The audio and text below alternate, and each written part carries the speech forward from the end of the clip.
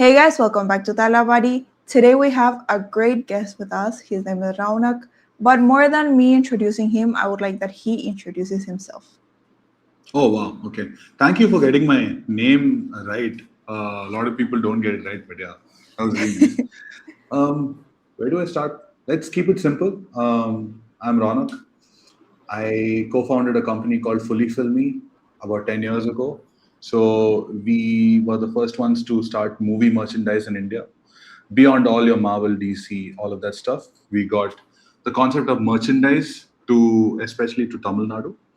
And apart from that, I create content myself. I have my own channel. If it was not clear enough, I love movies. Yeah, that's pretty much it. Yeah. Yes, and you can see also that he already has his YouTube button behind. Oh For yeah, those of yeah. you that they don't know, yeah, it is behind. And well, welcome to the podcast. And I wanted to ask you one question: is that how did you decided to create your merchandise brand? Because it is not something that is easy. It is a lot of work finding the suppliers. And then Hmm. what made you decide like, yes, this can become a huge part of the Indian culture? Yeah. So when we started, it was around 2015, but we had this idea for maybe 3 or 4 years, even before that. The basic thing is me and my co-founder, his name is Anand. So we have been friends for 22 years now. So we went to the same school since ninth grade, 9th, 10th, 11th, 12th, same class, except like one year. Then we went to the same college, and then we also got placed in the same IT company. And then after that, we joined the same advertising agency. But one thing has been there throughout that we decided sometime in 10th standard that we are not great at studies or academics, right? So we might have to figure out something else in the long run, like maybe start a business. And we try to start multiple things. Now, yeah, the first business that we wanted to start was a video game parlor. At that time, the PlayStation 2 was like really huge, right? Everyone used to play Raw versus SmackDown, and we wanted to start something like that. We even went and saw like a place that we could rent out, but thing is, we didn't have the money. We didn't know that back then. We didn't have the investment. After a few years, it was something else, and then around when we were doing college, there was this brand called Red Wolf that was very popular. I used to buy t-shirts from them. It was a Mumbai-based brand. So they used to have merchandise related to DC, Marvel. They were, I think, one of the first people who started. I used to love that brand, and I was like, um, why don't we start something like that, but for our movies, right? Because this was around like 2011, 2012, which was just after Rajnikant's Indiran, all of those. We had these really big movies. Vijay was getting into his peak. So was Ajit, Rajni, all of these people, right? All of these stars, and we have such a crazy fan culture, and but we didn't have any way to express it. So we thought at some point maybe start something on these lines. But it took a few years because after finishing college, which was around 2012, we got placed into the same IT company. We didn't like it. Within 6 months, we quit. And I always wanted to get into advertising because I was more creatively inclined. I used to do a lot of graphic design, photography, everything during college.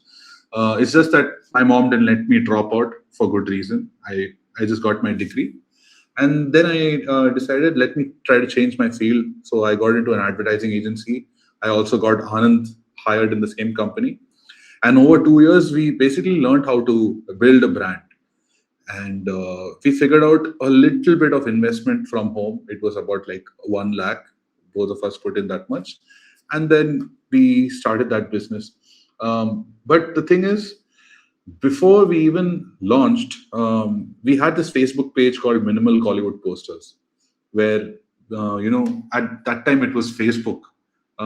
This was pre-Instagram, pre-Twitter was there, but we were not active on it. So everyone used to have their photography pages or something, but we had this page called Minimal Hollywood Posters, where we used to take films and try to create like minimal artworks around it. That got a lot of following very, very quickly. within 6 months, it got like I think 1.5 lakh followers. We were in all the newspapers, and we got published, and we got a lot of PR basically. And we built a small, like a good sizable community who were looking forward to what we're going to do next. And then we decided, okay, what about now? We asked people, would you be interested if we launched like a merchandise brand? And everyone was like, hundreds and hundreds of messages, comments saying, yeah, go for it. So we launched it, and we had like orders from the first day. But even before we could build the website, someone saw that post that we put out asking our fans if you'd be interested in movie merchandise. And that someone happened to be Maniratnam's office, which was Madras Talkies. And they were coming out with this movie called OK Kanmani back then. This was 2015. And they wanted to be the first Tamil movie to bring movie merchandise into the market. We partnered with them. We launched like a temporary website, and then things kicked off from there. So 2015 was that beginning. And then, yeah, it's been like 10 years now. We're trying to figure out what the next big thing is, next phases, because now merchandise is all over the place. So what remains is that we built a really strong community. We have a little bit of distribution, like our own audience spaces, like my own audience, Fully Filmy's audience. There's quite a bit of an overlap. And yeah, right now we're trying to figure out what is the next big thing we can build, hopefully.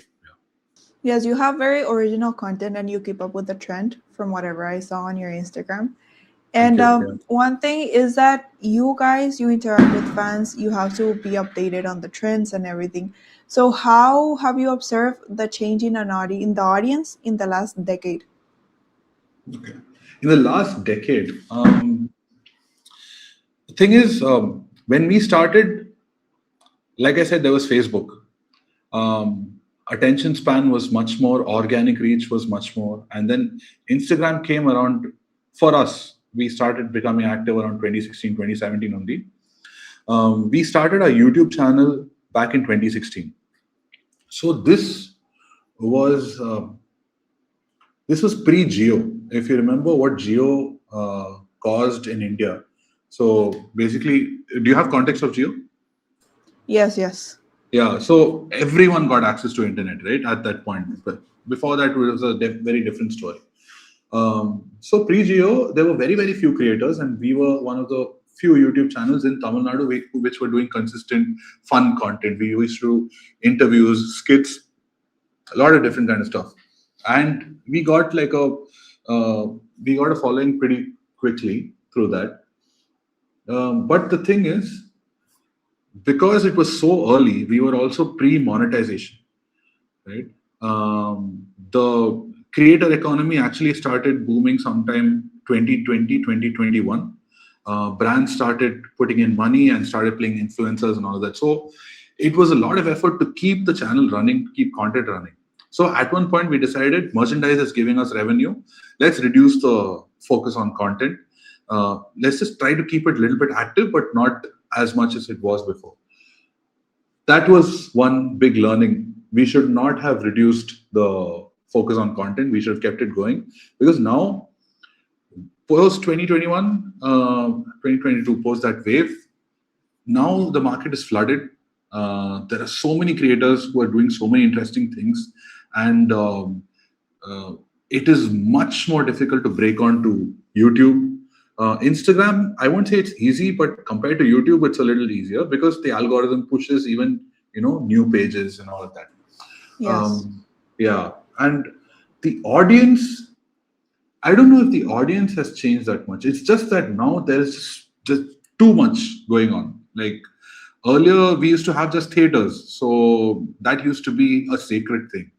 Now you have Instagram, you have games, you have Twitter, you have all of these apps, right? So just the attention is a little fragmented. But if you're talking just in the context of movies, when something really clicks, it just clicks. Like Durandar, for example, it's a 4-hour movie. It does not make sense to come out in this time. But people are watching it, and in Chennai, it was running for almost 2 months. Like I literally went for the second time to rewatch the movie after a month of its release. It was still packed. I don't know. I don't understand what was going on. And right now also there is this new Tamil movie called Idayam Murali that has come on. So I watched it last night. It didn't fully work for me, but the entire theater was enjoying. And then now anyone who posts an opinion saying anything bad, not bad about it, but anyone who has a different opinion about it, there is an entire group of people who are not attacking, but they're defending the film like so passionately, right? I think it's the reactions to anything have become extremes. So it's either this is the best, amazing, the out of the world experience ever, or it's like this is the worst thing I've ever seen. So there is no in between, and that has translated to how we even talk to each other online, right? There is no nuance. There's not too much nuance in discourse or discussion. So that is something I feel like a little sad about. But I mean, what else can you do? Yes, that is true. Even recently, this movie Ika, I think it is the Mhm. name, got released on Netflix. And for me, it was a really good movie. I really enjoyed it. But then I was watching the reviews of other people, and they were like, no, this movie is so bad. This movie is like this. Akshay Khanna acting is the same in every single movie. And they were comparing it frame by frame. Sometimes it just feels like, because obviously if you go and you check your views, you'll notice that the videos that get the most views are the ones that you talk bad about the movie. Yeah, If the movie is bad, those are your videos that they will blow up, that they will become viral, and everything is good with that. But when a good movie comes and then like Jabardasti, it will get bashed. Now that Mhm. is a huge issue that we're seeing nowadays. That Yeah. the movie's fine, the movie works, yes, it is not a masterpiece, but still people there are just like, no, it is bad, and because of this, tatti hai. It's okay if you call it 30 also, it's fine. But calling the person who liked it as 30, that is, I think that is not cool. But that's just how Twitter discourse mainly has become, right? So Yeah. this is something that Bharadwaj Rangan talks about pretty much all the time. And whenever we have a conversation or something, he talks about his blog with so much romanticism. Like it's almost like a different world because he started in the early 2000s. And as it grew in community, right? Because he'll put out a review and people will come to the comment section and they'll have a discussion. Like, okay, you said this, but this is what I feel about it. I can disagree with you. I can agree with you. I can disagree with you. But yeah, we each of us have our own spaces, and I think it's okay to coexist. But now it's not like that. But I don't know. Maybe people have. I don't know how to look at it, but I feel a lot of people come to Twitter is to mainly to vent, uh, which is okay if that is what you're using it for. It's okay, but I just hope that is not the entire life for a lot of people. I don't want to sound preachy or anything, but it's just something that I've observed. Yeah, and even I look at it like that nowadays. Like I just come, I say something. I don't really look at the reactions that much. Maybe 1 or 2 days later, I'll find out that someone has gotten pissed off, or a lot of people have gotten pissed off.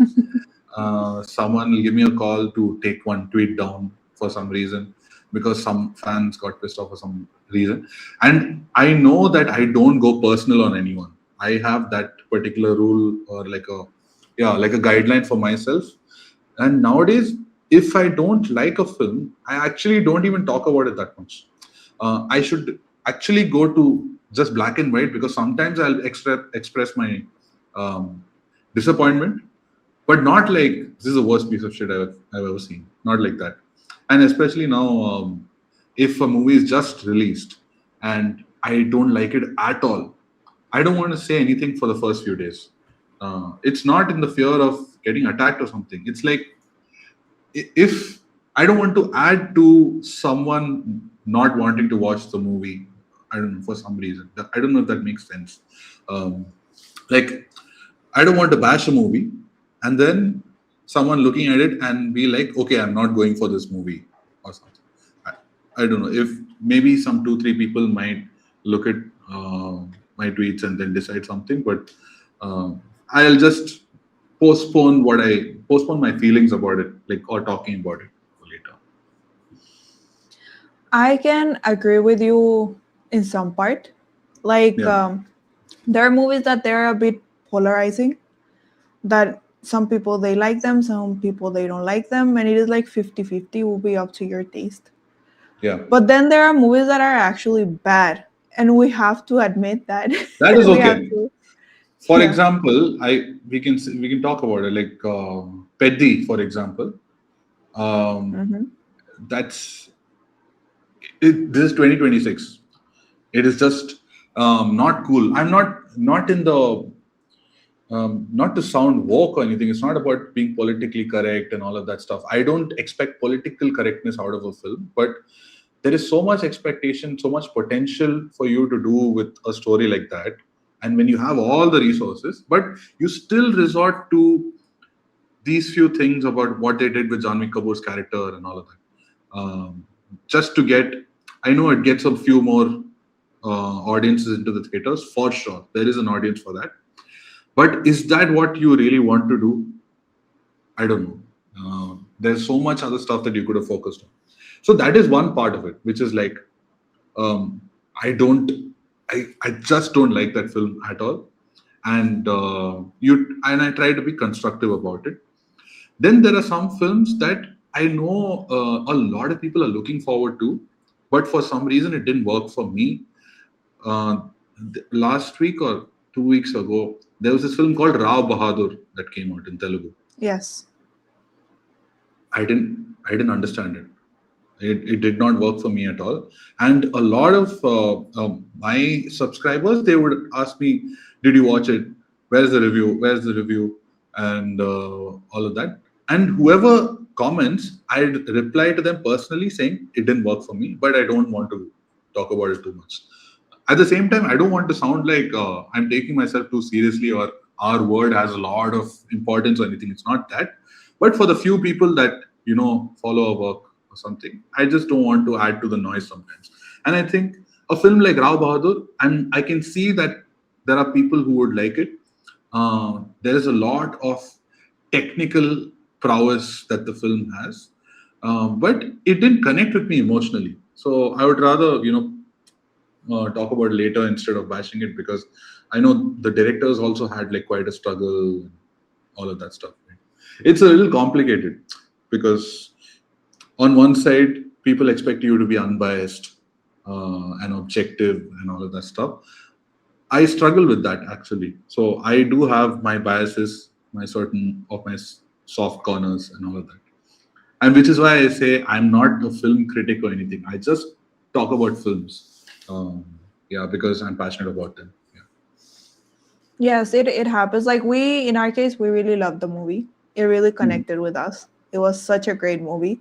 And this movie is like that, and we even said it in our review. If it will connect with you, it will be amazing. Yeah. But if it will not connect with you, then you will most likely not like it. And Yeah. even it happened to us when the review of Obsession came out. We received so much backlash because we didn't like it. It didn't connect with us. It wasn't horror. It wasn't like, it was just a lot of genres thrown together, and we didn't agree with the general crowd.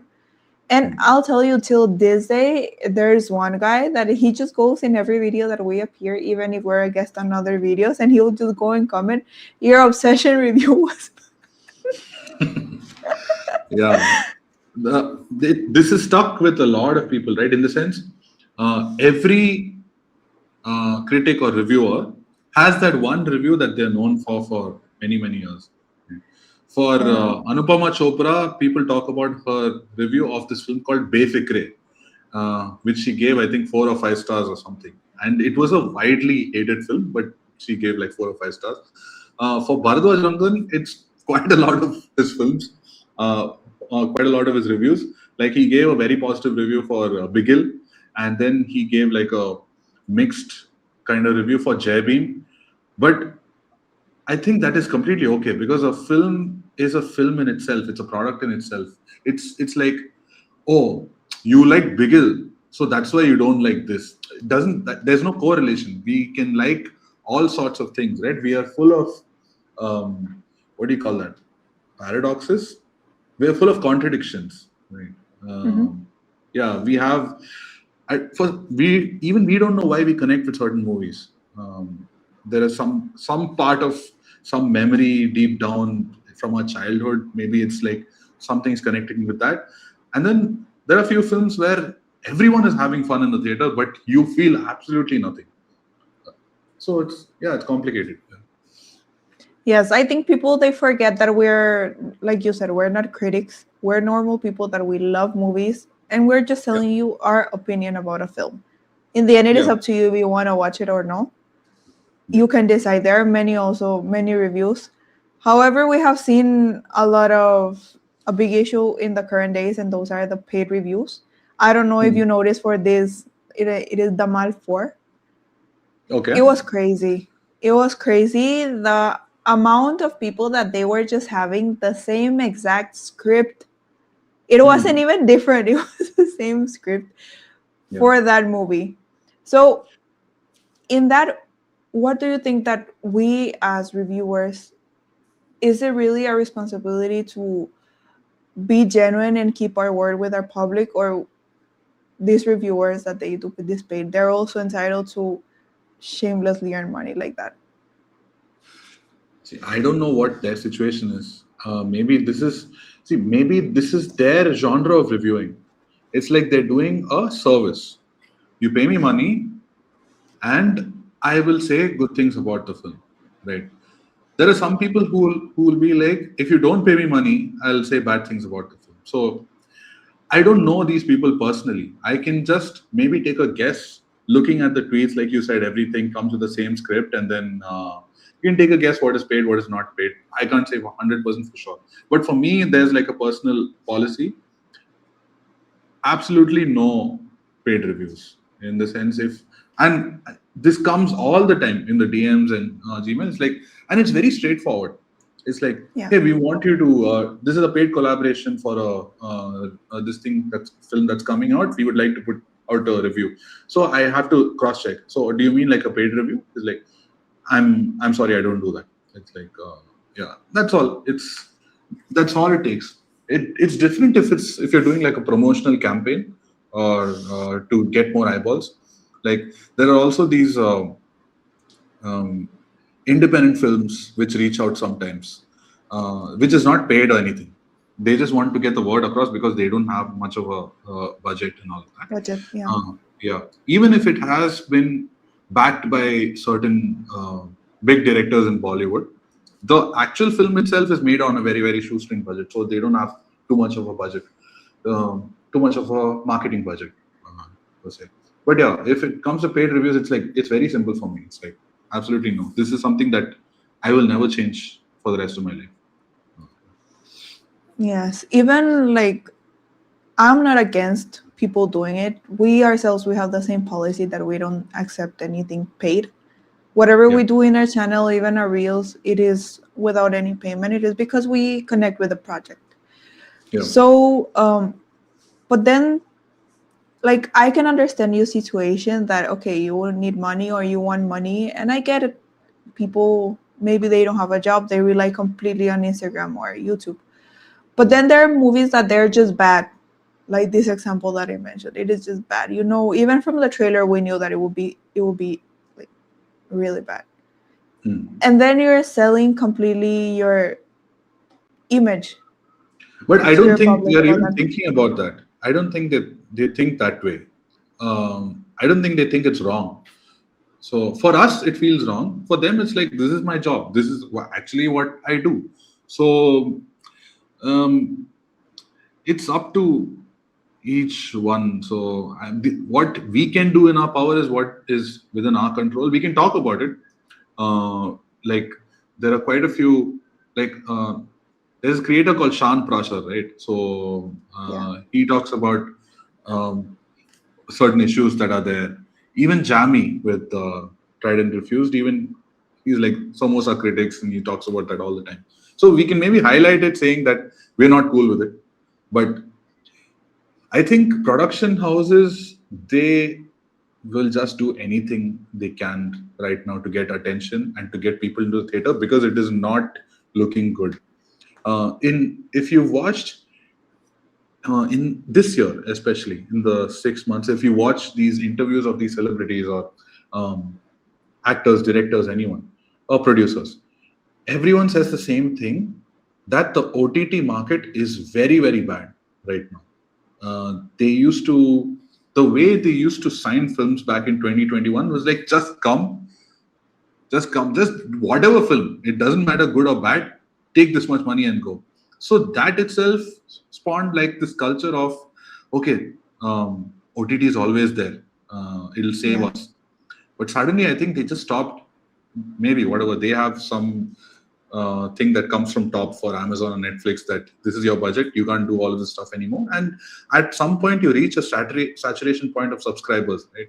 Whatever new film you buy, it does not bring any new business in, so it doesn't make sense for you to continue. But what has happened on this side of the producers is now they've made films, but they don't know where to sell it, and now they will resort to anything to make people come in, to try to build any certain narrative, whether it's through paid reviews or these theater reactions, right, of certain films. Like people attaching IV drips and then people Yes. going crazy taking off their clothes. One guy is making out with Crying. yeah, all of that Yeah. stuff. So it's crazy, but everyone is just trying to do what they can to increase their business or save themselves. I don't. Yeah, however, I don't know if you've noticed that, especially this year, we've had this issue, and I don't know if it happened to you, but we got amazed that still we're growing and we're not considered that huge of a channel. And yet, when we gave this review of Katie the Devil, we got a Hmm. legal notice Yeah, because yeah, of yeah. our review. So, in reality, we're not protected by YouTube. We're not protected by anyone, but in the end, you also have the freedom of speech that you can criticize something when it is bad. Freedom of speech. That concept doesn't really exist anymore. But yeah, it's happening to a lot. Katie the Devil, like I heard, like every creator talks about the pretty much the same movie, right? That was like a dark period in a lot of people's lives. I think I don't know. I hope people's channels didn't get taken down. I'm not sure if that happened, but they got multiple copyright strikes and notices and all of that. And recently, even for Peddi, this reviewer called Babel, he got multiple copyright strikes and legal notices. Yeah, it's sad.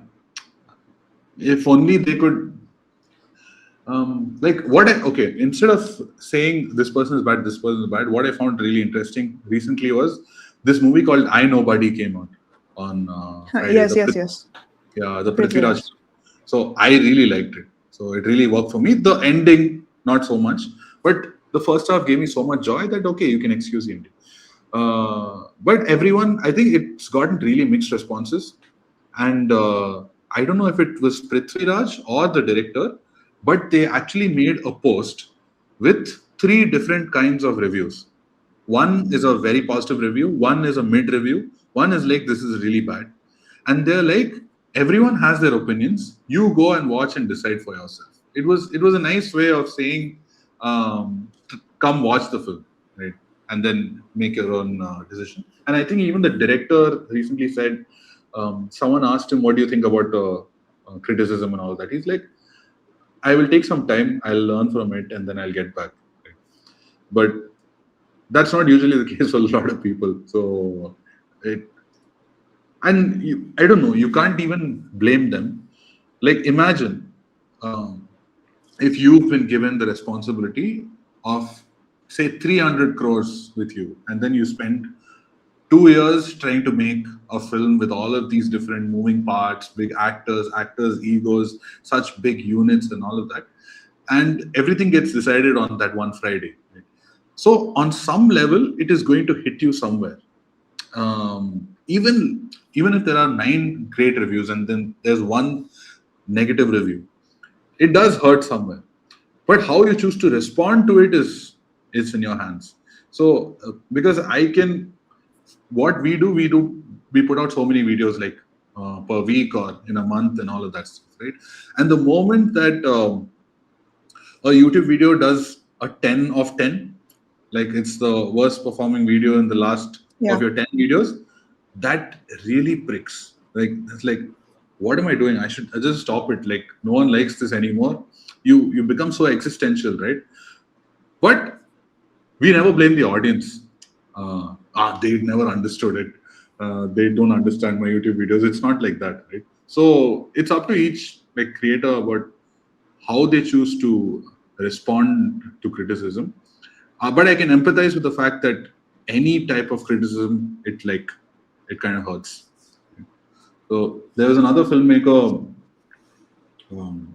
this Tamil filmmaker. I think because it didn't hit a certain box office number, he was like really sad, and then he put out this story saying we didn't have enough backing from the rest of the industry. This is a big budget film with a big star, best music director, heroines, anything you can think of, all of that is there. But because it didn't hit a certain box office number, he felt that there are some people who are spreading negativity about the film. So I don't know how to see it. But if a good film connects, it just connects. And like Karuppu, for example, the Surya movie, there was a lot of negative Yeah. reviews. Nothing could stop it. Absolutely nothing could stop it. I think that if you become some public figure, like even us, that we are going in front of a camera and talking to the people, you have to be ready and understand that there will be people that they will not agree with you. That For is sure. also a choice that you make as a creator, any type of creator. You're an actress or you're a director, whatever you are, you go to a public eye. There will always be someone that hates you for no reason. Yeah, Because you're for too sure. white, you're too black. There's always a reason for something. And So sometimes this, for your own reasons, for your own doings, or for yes, the narrative that you've set in the rest of your social media posts, public appearances, your public speeches. There are so many yeah, movies, right? Like before the release, they'll be like, save the seat for this person, yeah, or yeah, they'll be like, yeah. save this audio launch ticket. Like they'll tell the fans, save this audio launch ticket because after 1 month we are going to come back here and we're going to have the success party. It's going to cross 2,000, 3,000 crores. So see, everyone is passionate about their projects, about their Mhm. movies, about what they do. I completely understand that, but we also live in a world where everyone is also waiting to attack. They might have some other problem, issue, whatever is there in their life, but the moment that anyone says something, everyone, like, there is a certain group of people who will be waiting to pounce, and it's happened to multiple people. So sometimes what they say is out of passion, but sometimes it's also out of the rest of the narrative that they're setting. I don't want to go personal with a few people, but yeah, I can tell you later. Yeah, yeah. But I think especially directors, they should understand that, at least in my personal point of view, is that if someone is criticizing, it is something that you shouldn't be taking to the heart. Because in the end, as someone who creates content, you like rely much on the public opinion. In the end, you're making the film for the public. It is not like you are making a film and then you don't have to make earning. You need to make an earning. So if someone is criticizing your film and saying stuff, and not even like, Tige, leave aside the ones that are throwing gali at you. But there's people also like Jamie that they don't throw gali and they just say I did like this, like this, like that. And still they're having issue with that. And I've noticed it that this has been just growing, that the Hmm. directors, many of them, at least most of them, they're not able to take it, and they just send you a notice or they send you this strike. And Yeah. like, what do you gain from that? I was just saying that, what do you get from that other than just damaging your image even more? Because the movie, the previous Martin, same thing they did. People bashed him. Now this movie came, same thing happened, and it is like his image is just going down and down and down. So Yeah. generally, what are you gaining from this? Yeah, I think that is a one-off case for certain people who are living in a bubble, and directors generally they get hurt, but I don't think they are the ones sending notices. Sometimes they send like personal notes about what no, I don't agree with you and all that. So there are a few directors like that, and I can completely understand that it hurts. If you put in that honest effort, if you put genuine effort and worked hard, anything is going to hurt for sure. Uh, who is actually sending these notices and claims is I'm not sure, but it's mostly the production houses or sometimes just teams working in the production houses whose main job is just to send these notices, um, because they also have to make whoever's paying them happy, right? Yeah. The brief to them is very simple. I want more positive reviews. Their understanding is if you want more positive reviews, that means there should be no negative reviews. So yeah, let's send notices to everyone and clean out all the negativity that is there. So the thing is, we can only speculate about who's doing what. Um, what we can just, I don't know. We can just hope that there are very few of these people in number who strike or send notices, and I think there are few. I'm thankful that not everyone does it. There are people who understand that if negative buzz is contributing to your film, positive buzz also contributes to the film. They understand that you have to also keep your relationship with the legitimate creators, so that in the long run, if you want to do like an interview campaign or a PR campaign or all of that stuff, you should not have bad blood. It doesn't mean that if you get an interview, you have to be nice to them or write positive reviews. It's not like that. But if you send notices, that means you're literally attacking, right? And then in the eyes of the public, whoever's attacking the smaller person, in this case, people with power versus people who are just talking about movies or something like that. Obviously, you become a villain in public's eyes also, and that is only going to hurt your movie again the next time. Right? So, I think few people are like this, but I think I hope the majority understand that it has to be a healthy ecosystem. Yes, and now we'll go to a positive topic because already too much about all this bad Oh stuff yeah. that we have. Now, looking ahead to 2027, we have so many films, and it could positively be one of the biggest years for Telugu cinema. We have Spirit, Fauzi, Varanasi, Raka, Dragon, and possibly Kalki too. So, from all these movies, which one do you think has the most potential to redefine Indian cinema? Redefine Indian cinema, I don't know, but I think from that point of view, if you're just asking about redefining Indian cinema or making a lot of noise, it has to be Varanasi. I would also say Ramayana 2, if Ramayana 1 goes well, like everything goes well with that. Because Varanasi, look at how they started promoting it.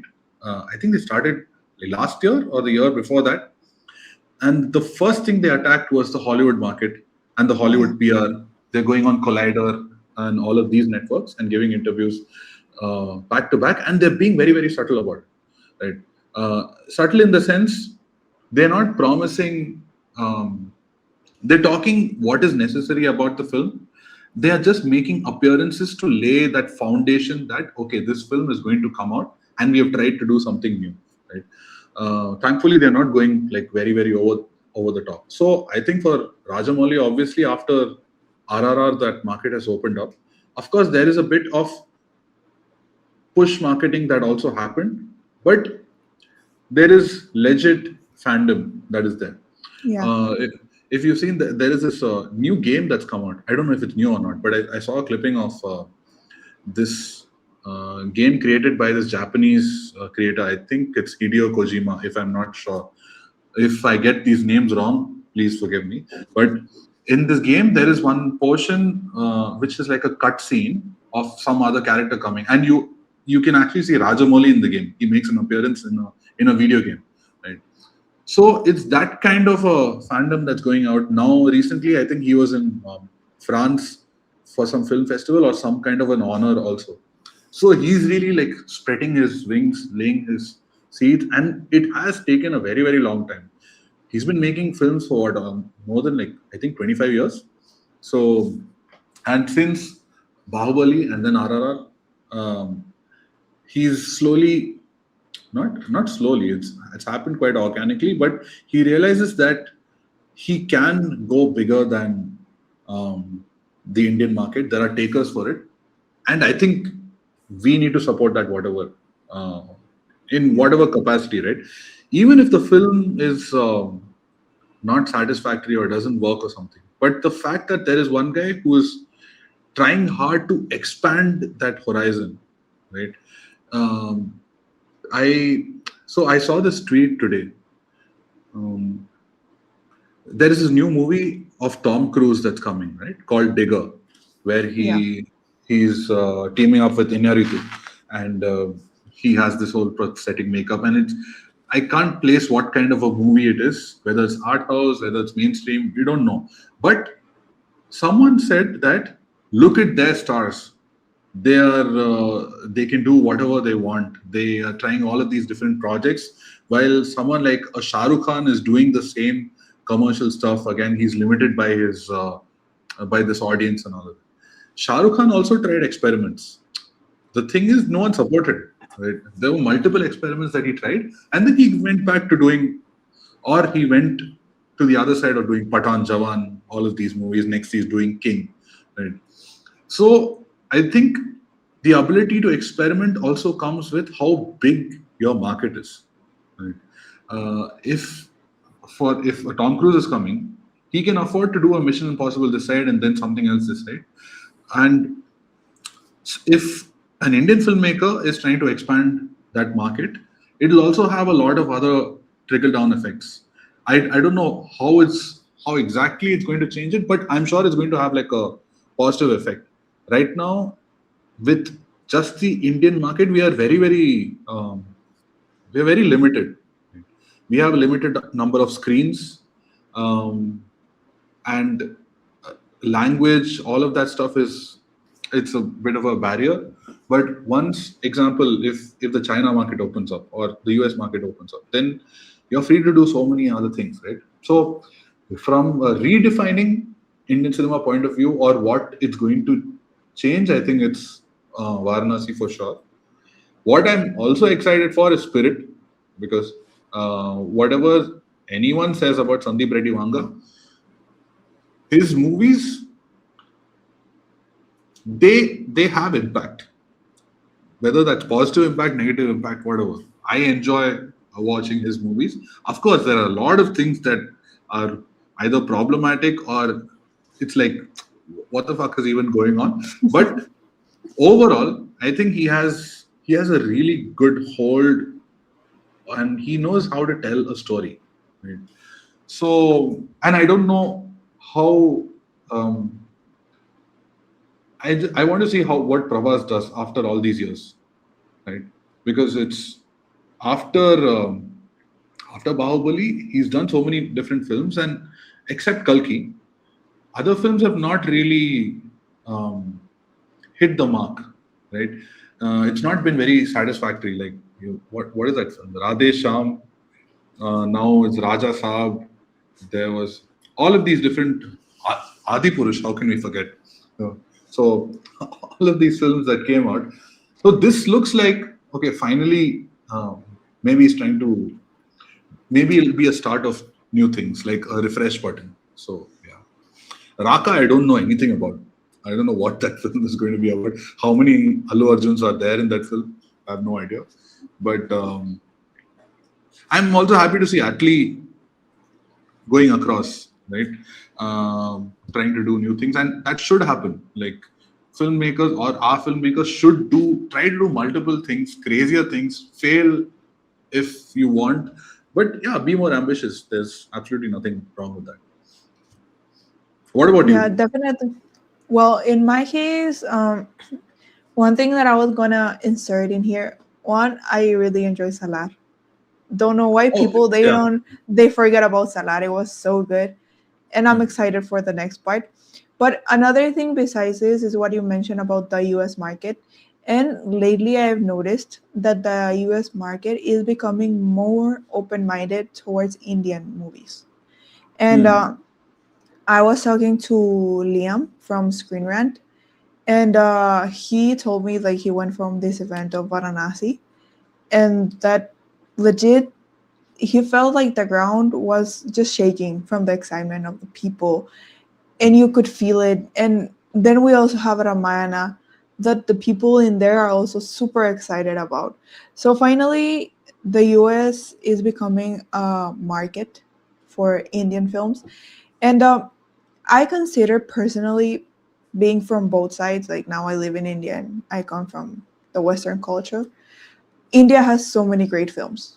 That is the main issue with Indian people, that you guys don't value what you have and the films that you have in your own country.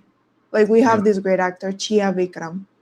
Yeah. He has experimented so much. His films have been crazy, and whoever we have shown, I think the name of the movie is Robot.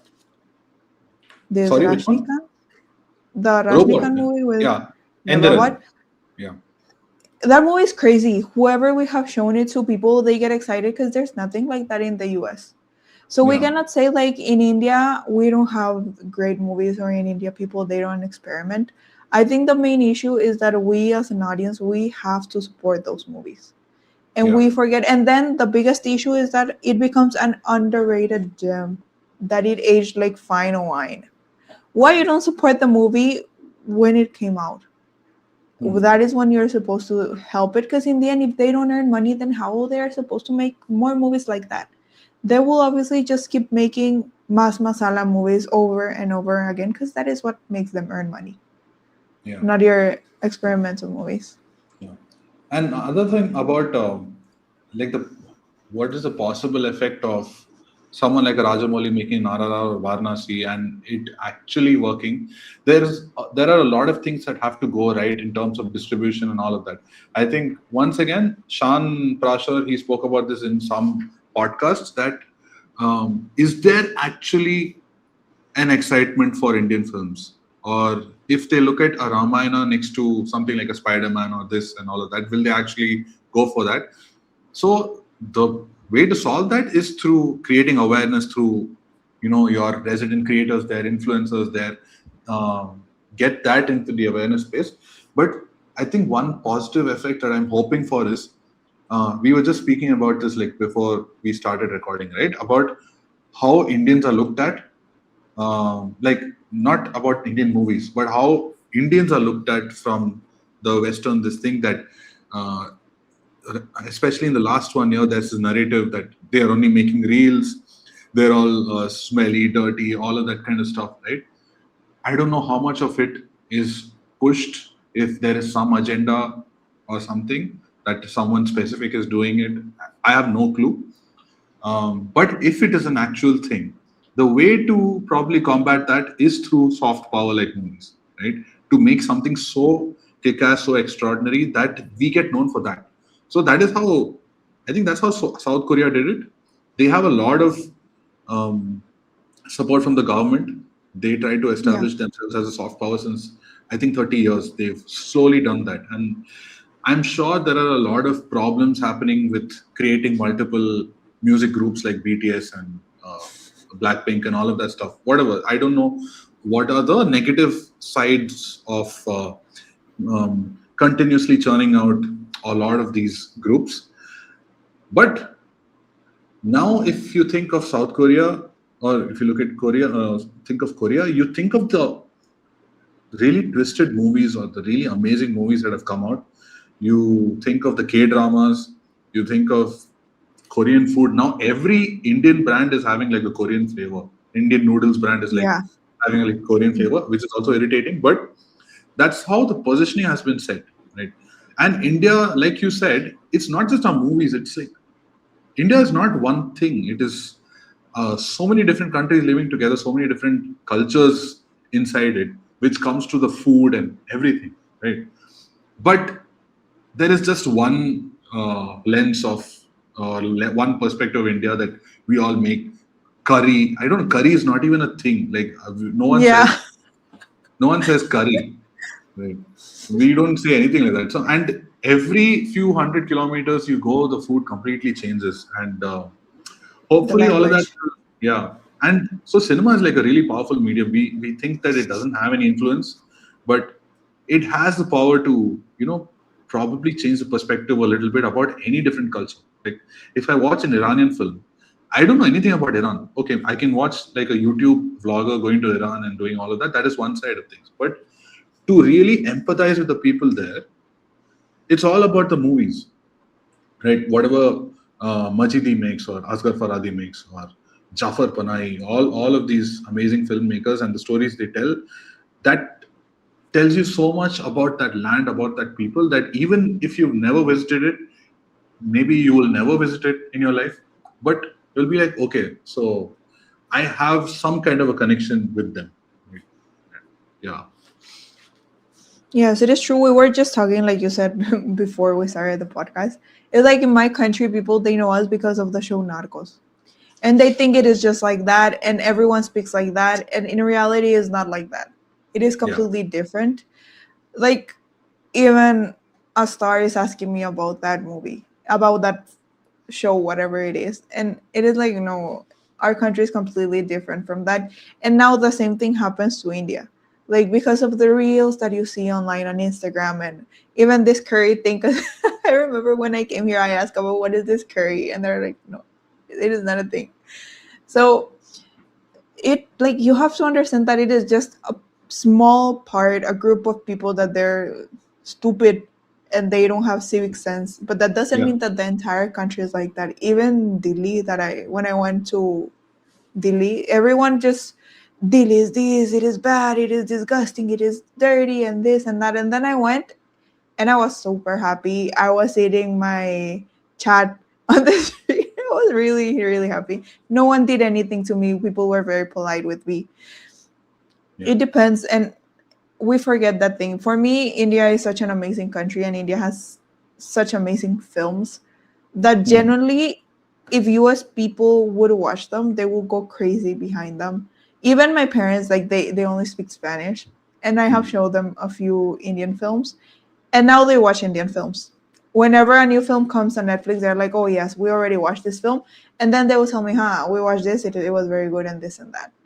So Yeah. when someone that doesn't even speak English can connect with India through, for Yeah. example, Om Shanti Om, you can have other films that are like that. And I'm just happy that finally the time is coming that people will get to experience these films on the big screen. They will be able to understand that Indian actors are good. They know what they're doing.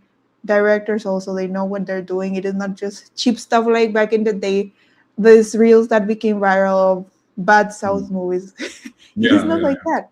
Yeah. Cinema has changed, and we also have movies like Bandar that it was amazing acting, and we don't get to see that much in my side. So Hmm. Indian cinema is something that it is so underrated and it has the potential.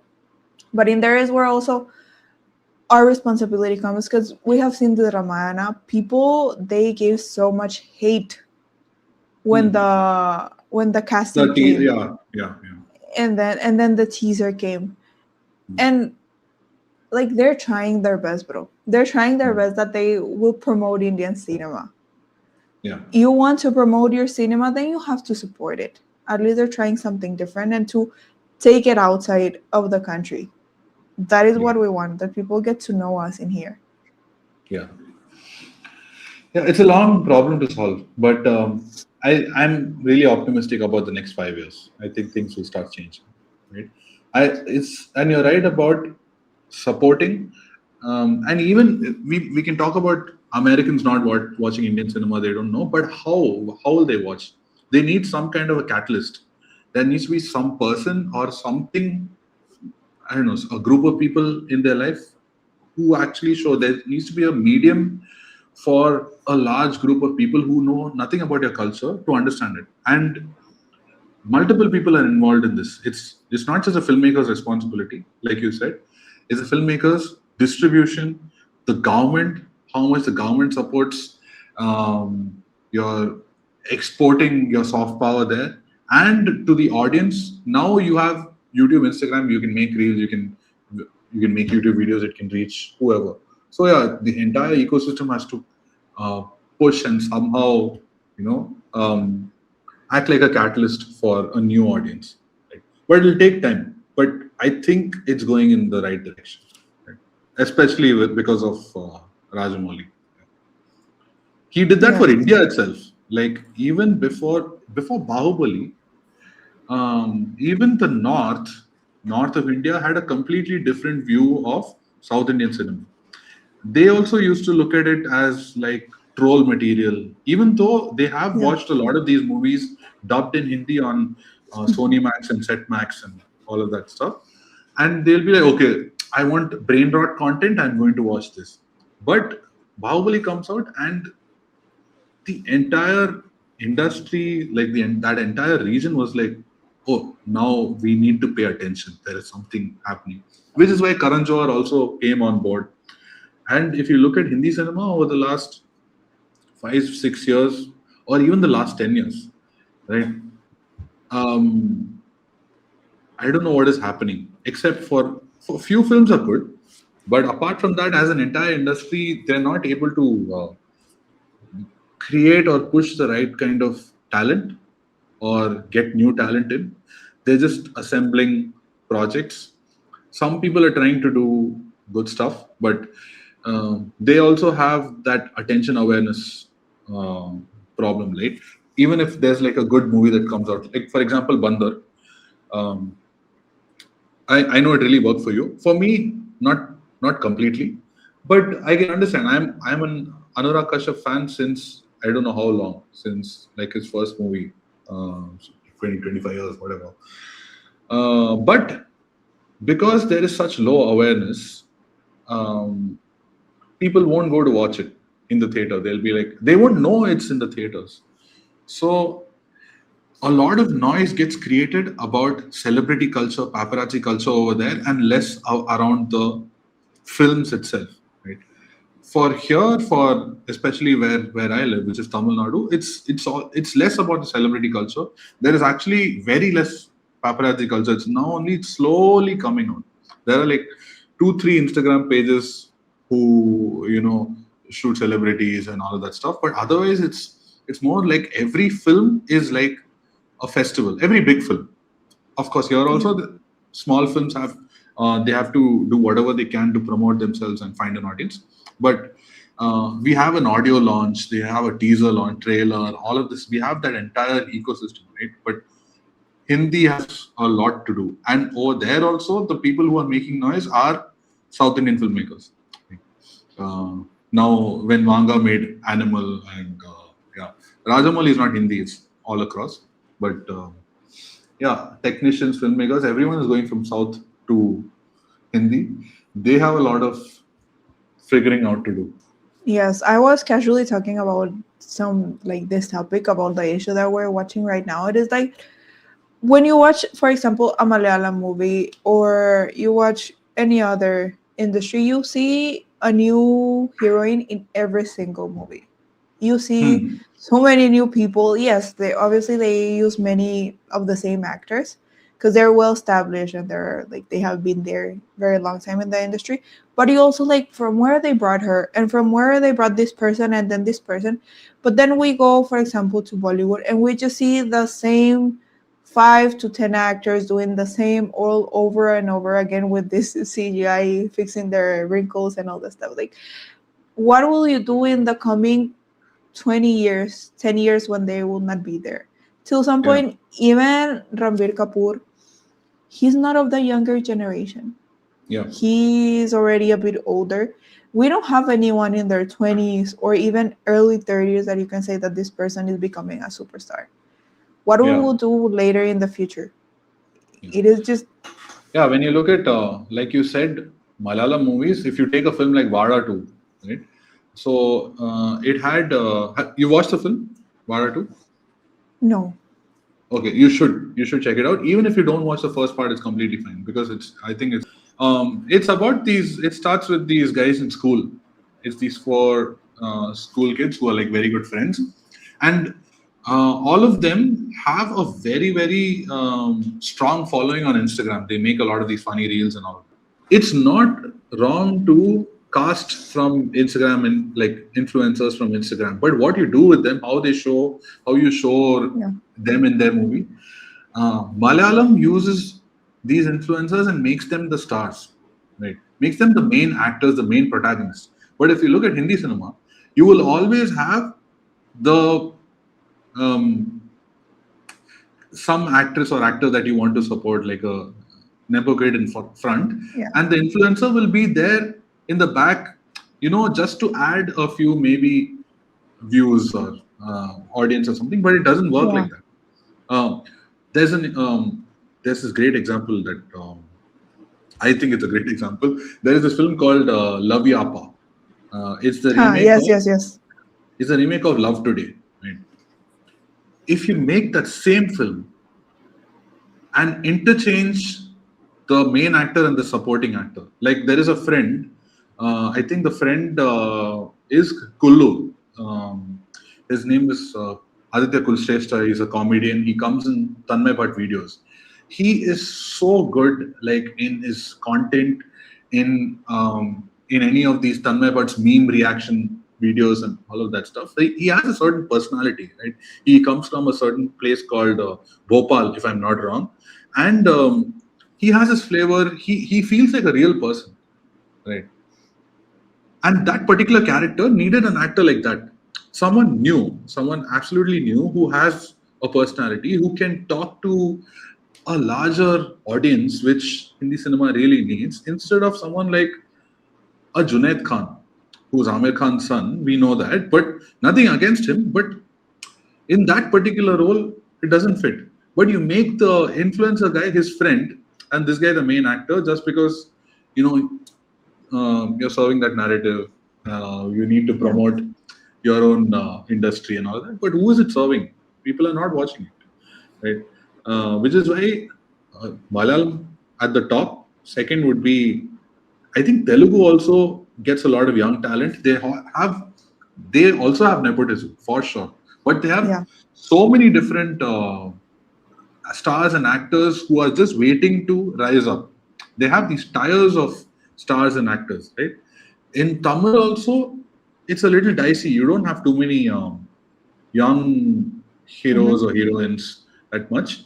They're trying to change that, but nothing comes close to Malayalam cinema. They're actively investing in young talent. Like, you actually have people in their early 20s or mid 20s who play young characters, which is why it's relating to the young audience. Otherwise, young audience doesn't care. They don't want to watch like older people playing younger people, right? Yeah. Even a film like Obsession, even if you didn't like it, one of the reasons why Obsession and a film like Backrooms is doing so well is because what it represents. It's not just the actors, but the directors are young people who started from YouTube. Gen Z has like a straight connection to them, and they will show up for their movies, which they don't do much for these other movies or most of the movies that come out for whatever reason. But if they see someone of their tribe, their age or their mindset, their thinking, they're going to come and show up. Yeah, actually, that's why we want to watch Obsession, because we follow the director from when he made a YouTube movie. It is called Milk and Cereal. It is really good. If you get the chance to watch it, it is free on YouTube. That's why we went to watch it, and that's why we got disappointed. But yeah, we need new people. We need fresh. It is very awkward watching someone in their 50s trying to play someone in their 30s. It simply doesn't work. Or in their 20s sometimes. Yeah, with this de-aging, and then you see a bit slight face change. It looks horrible. And like one agency is doing the same work for all of these actors. It is like the same.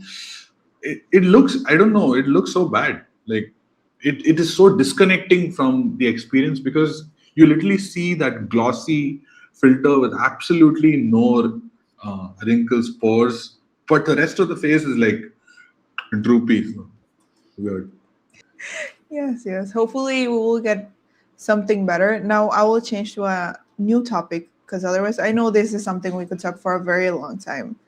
And Hmm. that one is our hero Yash. He is Hmm. releasing his new film Toxic. I think there has been a lot of buzz in the media and all of our community. And Hmm. what are your expectations? Do you think it can really live up to the hype? Because we have this thing as a fairy tale for grown-ups. And on the one side, we're getting really quality shots with HD stuff and good costumes, good sets. But on the other stuff, we have things that are really doubtful. So, Yeah. See, I didn't want to set any expectations for this particular movie to begin with. I was just excited that after KGF, Yash is teaming up with this filmmaker, a female filmmaker who's made much smaller films. Like she's made Muton. So Geetu Mohandas has made Muton, Liar's Dice, all these really small films. So it is very, very interesting from a, it's not even about the film, but what are they trying to do otherwise? Like, what is Yash trying to do as his next move, right? Because you can imagine after KGF 2, most obvious decision will be to do KGF 3, 4, 5, continue it, or do something like a Ramayana. That was like a proper play Ravan, larger than life uh, role, um, such a big budget movie, all of that stuff. So, this particular choice means that there is something that he is seeing, right? There is something different that they're trying to do. I feel that whatever marketing material, whatever trailer, whatever asset they've released so far, it is all a what do you call that? Like an eyewash is actually tricking you into believing that the film is like this, but it's actually about something else. This is what I believe, because yeah. I think the first what is that first teaser of that car coming in and Yeah, yeah. they're having Going sex and there and that it blows up. Yeah. yeah, blowing up and all that, and the reactions are like, this is so cheap, this is so vulgar, but I think that is the point, that this is a satire on the films that have come so far. I could be completely wrong, right, when it comes out. Maybe it is what it is, but I feel they are holding some other card. Like once you get in, it will work for the people who are into that content like straightforward, and I think it will also work for people who can understand the irony or the sarcasm that they're going for, or it could be a complete miss. So it's either here or here. There's nothing in the middle. Right? Written. But Yes. I'm definitely going to watch it on the first day. Like that is for sure. I don't know. I've not heard the song or anything that much. One thing that I'm excited for is I think they have. Is that Raghav Joel is in this movie or he's in Paradise? I get confused which movie that is. But other than that, one thing I'm excited for is that time period and where they're setting the movie. It's like I think in 60s, 70s Goa. Uh, Yeah. and so I found out this. It's not some very big fact or anything, but I didn't know for many years in my life that Goa became independent only in the mid 60s. Like until then, it was ruled by the Portuguese even after India got its independence. So I think 1964 was when the Portuguese actually left Goa. And I've always thought about, why does no one make a film around this time? I don't know if the film is set during that period or if it is about this part. But if it is, it'll be interesting visually, aesthetically. So that is something that I'm excited for. As for Yash, I'm more excited to see him in Ramayana and what he's going to do. What it looks insane what they've done with um, his look, whatever we've seen so far, and that particular his vehicle, right? So that looks really cool with how it looks and how it sounds. The sound design looks like spectacular, and I know there's a lot more work they have to do. It's only going to get better after this. But what did you think of Toxic? What have you seen so far? I, the thing is that as I think my opinion differs a bit with Indian audience in some parts, because in my case I'm more used to seeing this nudity and sex scenes. Because in here you have your censor board. But in my side, we don't have a censor board. You just go watch the movie and randomly you'll just see a boob on the screen and you're like, okay, it's chill. It is normal. In here, Yeah. obviously, it is not like that. So in Mm. that part, I'm like desensitized, if I could say so. But I feel that I have seen this pattern that they're just putting these sex scenes over and over again. And in the end, there's something that we always say, even negative, um, when Any people publicity talk is bad good about you, publicity, right? yes, Yeah. negative Yeah. publicity, it is also good. And nowadays, negative publicity, it pays off more than positive. Because that is, in the end, we were talking about this only a few moments ago, that it is what gives you the views. It is what Yeah. people like to watch, and that will give you the buzz and word to word. So, in the end, I think they're doing this on purpose because how, in the end, it is a huge team. They're putting a lot of money into this, they have a huge cast. So, somehow I feel that they're trying to fool the public. Like you said, it is like two extremes. Either they're generally being really smart about the Mm. marketing and how they're doing in creating kind of a public rage so that people just go to watch the movie to throw hate, and then it will be completely opposite, that the movie is really good. Yeah. Or then it could be that simply the movie will not be good. So Yeah. I am also on your side that I believe that the movie will be good. Why? Yeah. Because of like many things that they're putting there. And I feel many times that it is just rage bait that they're trying to Exactly. do with the That's the videos. word. Yeah. Rage bait is the word. And it worked, right? Everyone is talking about it. Like when that first car thing came out, everyone shared and in whatever way. Right? People are calling it out, people saying this, that, it was bashing, getting bashed left, right, and center. Um, but I think that's what they wanted. If that happens, it automatically means that uh, this much of a population knows about a movie, right? Mm-hmm.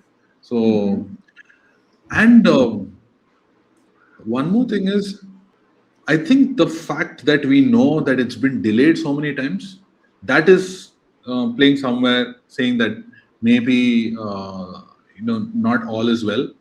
I don't know why the delays are there.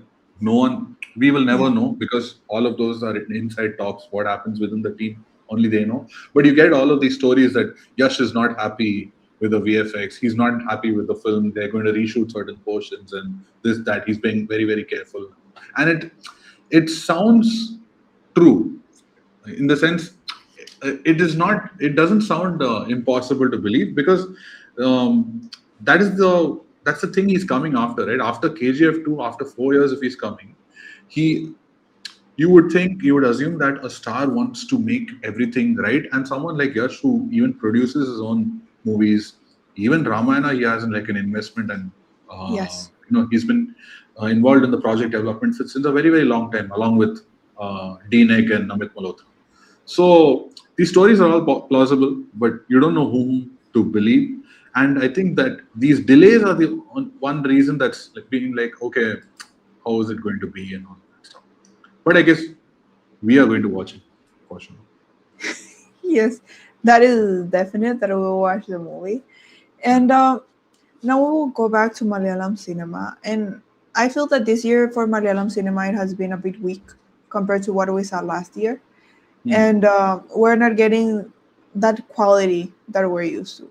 So now Hmm. there are two things that I would like to ask your opinion. Is it really genuine that they're not able to replicate the benchmark that they set last year? Or is Hmm. it simply that we just have our expectations became too high for them? So see, movies are not shot like when they release, right? In the sense, they are shot at Mm-hmm. some point and they release much later. Like, for example, this Tamil movie also, Idham Murli, I think it was shot quite a while ago, and finding the release date is very tough. So, I think the point about this year being great for Malayalam cinema, this year being weak and all that, it's a little bit of a coincidence, and it all depends upon the release date. But if you were just to talk about, okay, 2024 movies versus 2025 movies was 2026. This year, yeah, we've had a few less great movies. Actually, just let me look up what all came out this year. because from the top of my head, I can remember Vada 2, right? Which was like really good. It worked really well for me. Uh, Balan was great. It just came out. I couldn't talk about it, but um, Balan was great. Mohiniyattam. Did you watch Mohiniyattam? Bharatnatyam 2. Yes, yes, yes, yes, yes. Did you like it? Yes. I'll tell you one huge issue that happened with me. I watched it at home because the time it got released, I was in my home country. And my mother-in-law, she had already watched the movie. So when I was watching the movie, it was like 5-10 minutes before the something, he's the villain. He's going to this will happen to this person. So in the end, I was like, fine. I didn't enjoy it completely, but I think that if I had watched it on the movie theater, it would have been really funny because it has really great dark comedy. Yeah. That's what. So I had absolutely no context of this movie before watching it. I didn't even watch part 1. I didn't know what this movie was about, but that's where our subscribers help out, right? If they watch the movie, they'll be like, "Go watch this, go watch this, go watch this." So they'll force you into going watching it. That's how I've discovered a lot of great Malayalam movies, also Telugu movies, also, and without even watching the trailer, if you go and said you have no context, thankfully they played like a recap of what happened in part 1 in the beginning of the movie. And then the first 15-20 minutes felt like, okay, it feels like a little bit of a serial, like, like a soap opera. And then when the story starts, I had no idea it's going to get like so messed up, right? And genuinely funny. There was a lot of slapstick also. So that was a great movie. I think this year for Malayalam cinema, the ones that you don't expect to work or the ones that you don't know too much about, they have worked. Like films that come out of nowhere and become hits. And the same thing has happened for Tamil cinema also. I don't know if we've had too many big releases, but all the small films that have come out have done like really well. And what do you think of Mollywood Times? Did you watch Mollywood Times? Yes, I enjoyed it. I liked it because of how they showed the reality behind what happens. Plus, they added comedy. Obviously, it will not. There are a few things that could be improved, but taking into account that this young guy is making this type of film, the evolution that he shows through the movie, I really loved it, especially because we are behind, like we're in this industry. We're watching movies and that they're teaching us so many things about how to make a short film, what goes behind the process of the distribution and everything. I found it really, really, I found it brilliant, that part. How they showed it even to the normal public, that obviously someone that is an average person, they will not have the idea. Like in the end, we'll have to learn about this. And still, they were able to connect with the audience. That was a commendable job. Same here. I really, really liked it.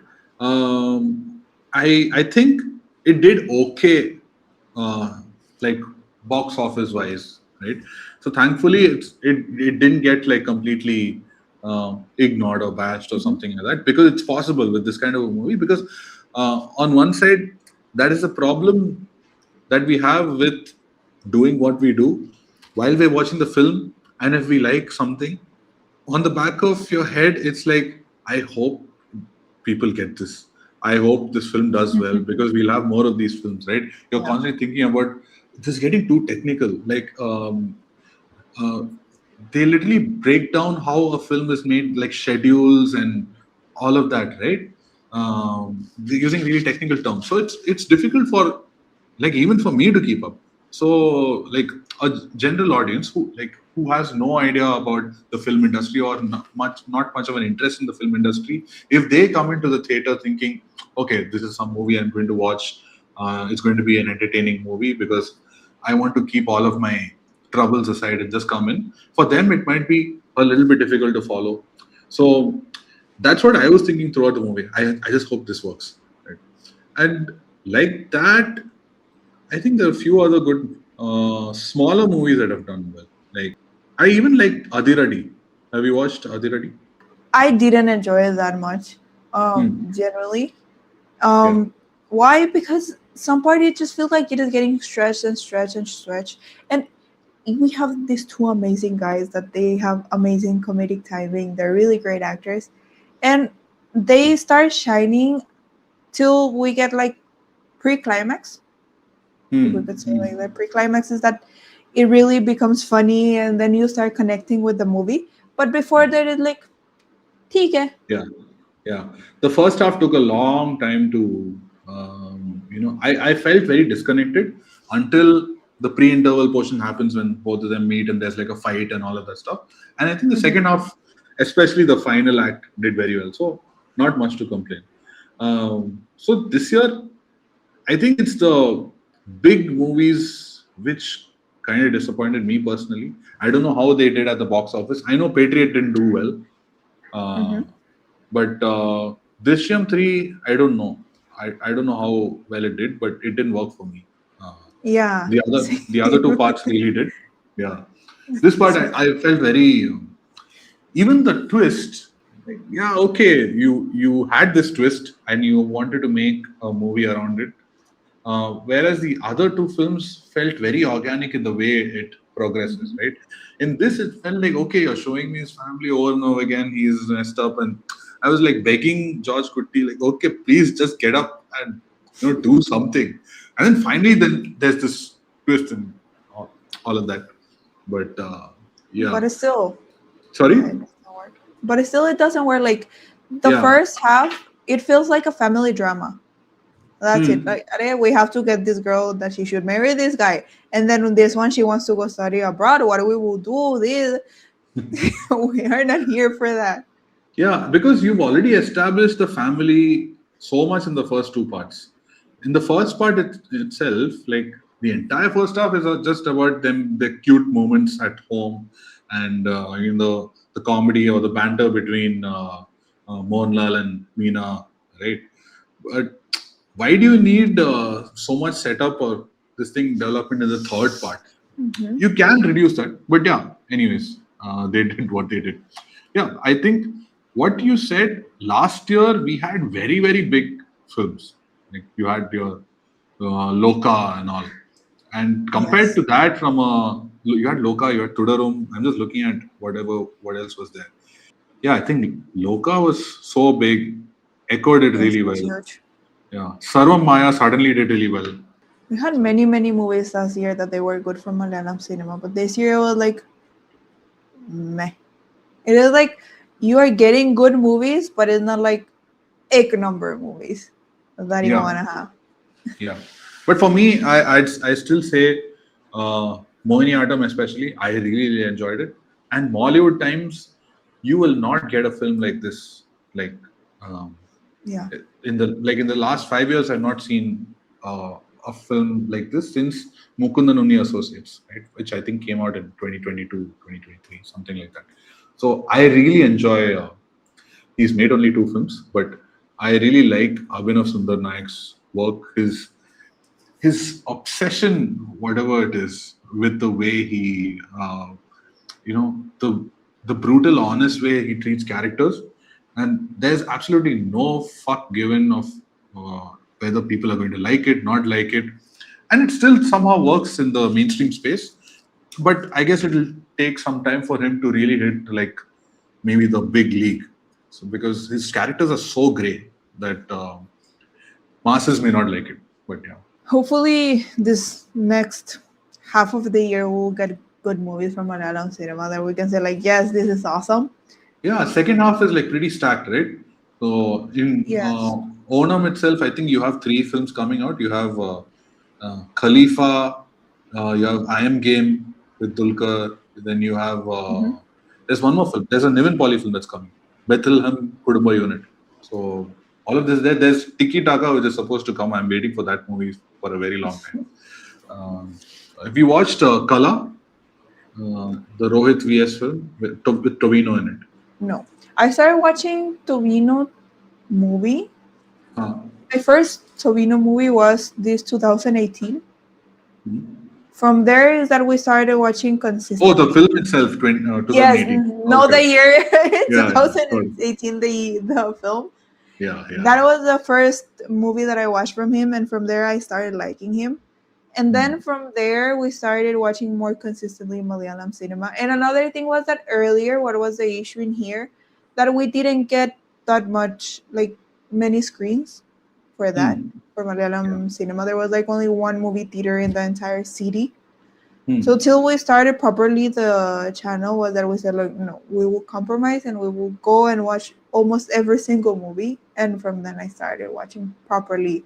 And well, in my case especially because earlier I didn't watch Indian movies till I came here, so Yeah. more than but I And watch it's it. nice that it's really nice that of course because of their quality only that the distribution of Malayalam movies has increased so much, right?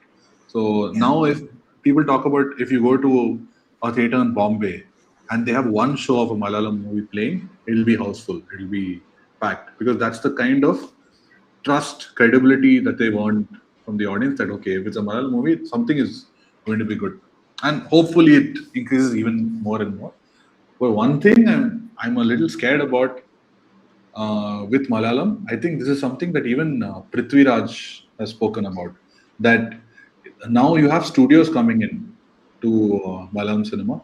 Like you have Dharma Productions Yeah. uh, making a film with Prithvi Raj himself, right? The Odeon by the director of Brahma Yugam and all, Rahul Sadasiv. So once that kind of money comes in, that kind of structure comes in, things will start changing. And when your style starts changing, that I think that reflects in the energy of the film, the form, all of that. I just hope it doesn't become another, you know, Bollywood. Right? Well, yeah.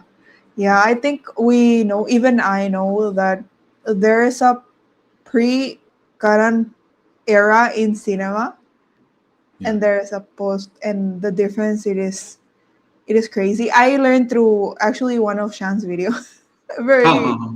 yes, I get it. My husband he's fan of Shan. So Hmm. him and this writer and Fierce Production Jamie Yeah. and Yogi Baba Productions, these three are the ones that we usually watch at home. Hmm. And through him I also learned that yeah, it is crazy the difference that these two eras have. The people and the same thing, the writers they don't get a chance, the people who used to sing, the people who direct, everyone, it just becomes very monopolized. Hmm. Hopefully it Yeah. will not happen like that. Yeah. See, Karan Johar has also made good movies. It's not about just that. I think it's what he represents, right? Mm-hmm. I'm mostly talking about the way of working. Like Prithviraj literally breaks it down about how, on one side, they've shot for 4 days continuously without breaks. That's how Malayalam cinema works. Even Dulkar has spoken about in some roundtable, I think with Anupama Chopra only, that they don't have vanity vans, they don't have all of that stuff. They come to a location, they start shooting, they just keep going. It's very much like a friends and family kind of a setup, Mm-hmm. and the all the focus is there on your the craft, the film, the content that you're making.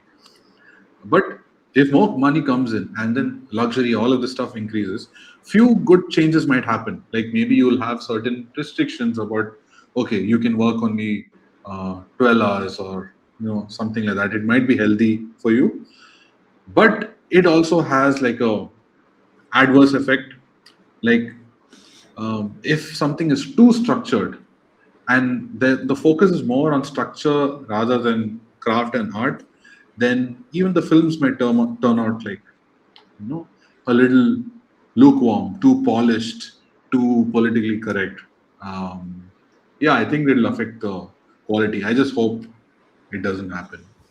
Yeah, it definitely affects the quality. And another thing that people love about South industry, in the end it is Indian cinema, but in the other industries they work differently. And even I'll add Marathi and audio industry, is that they're super grounded.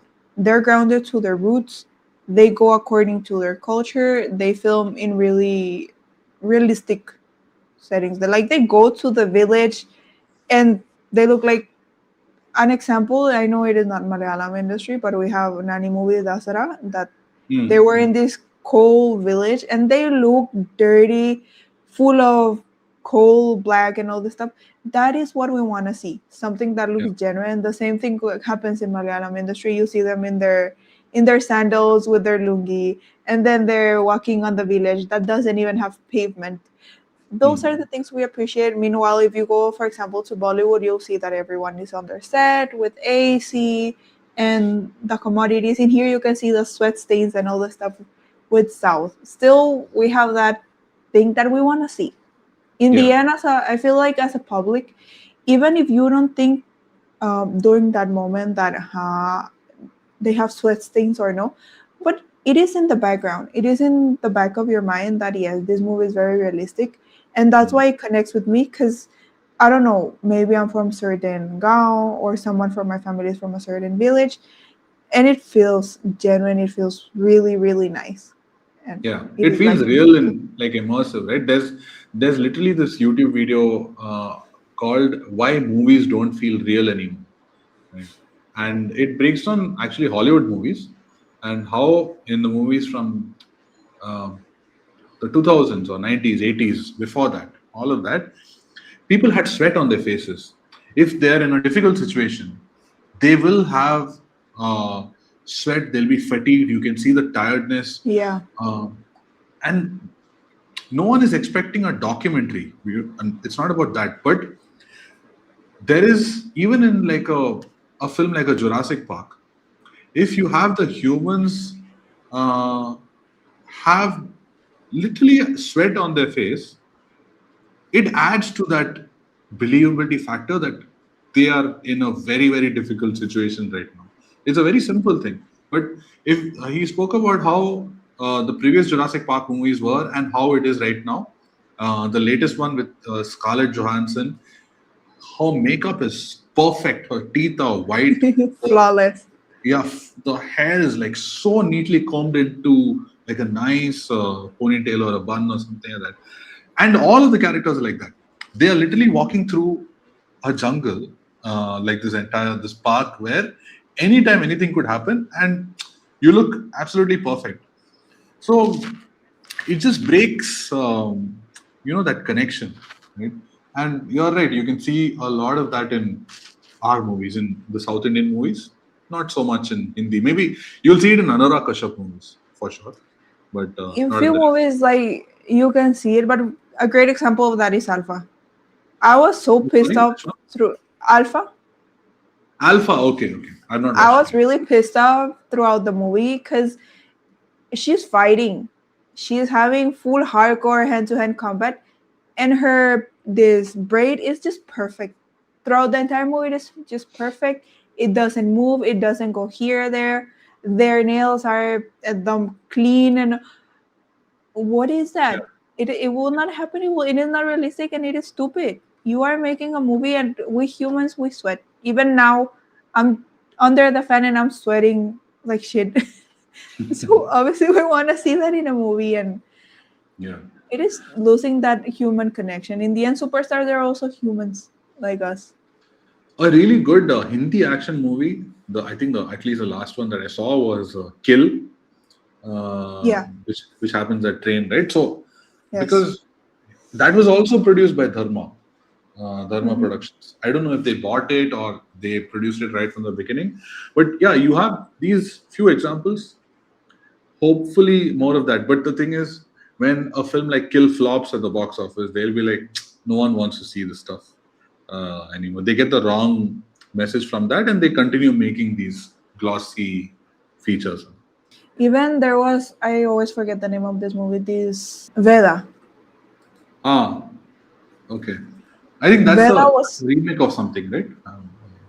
If I'm not wrong. I would be lying to you, but the Oh, point is that it's an action movie.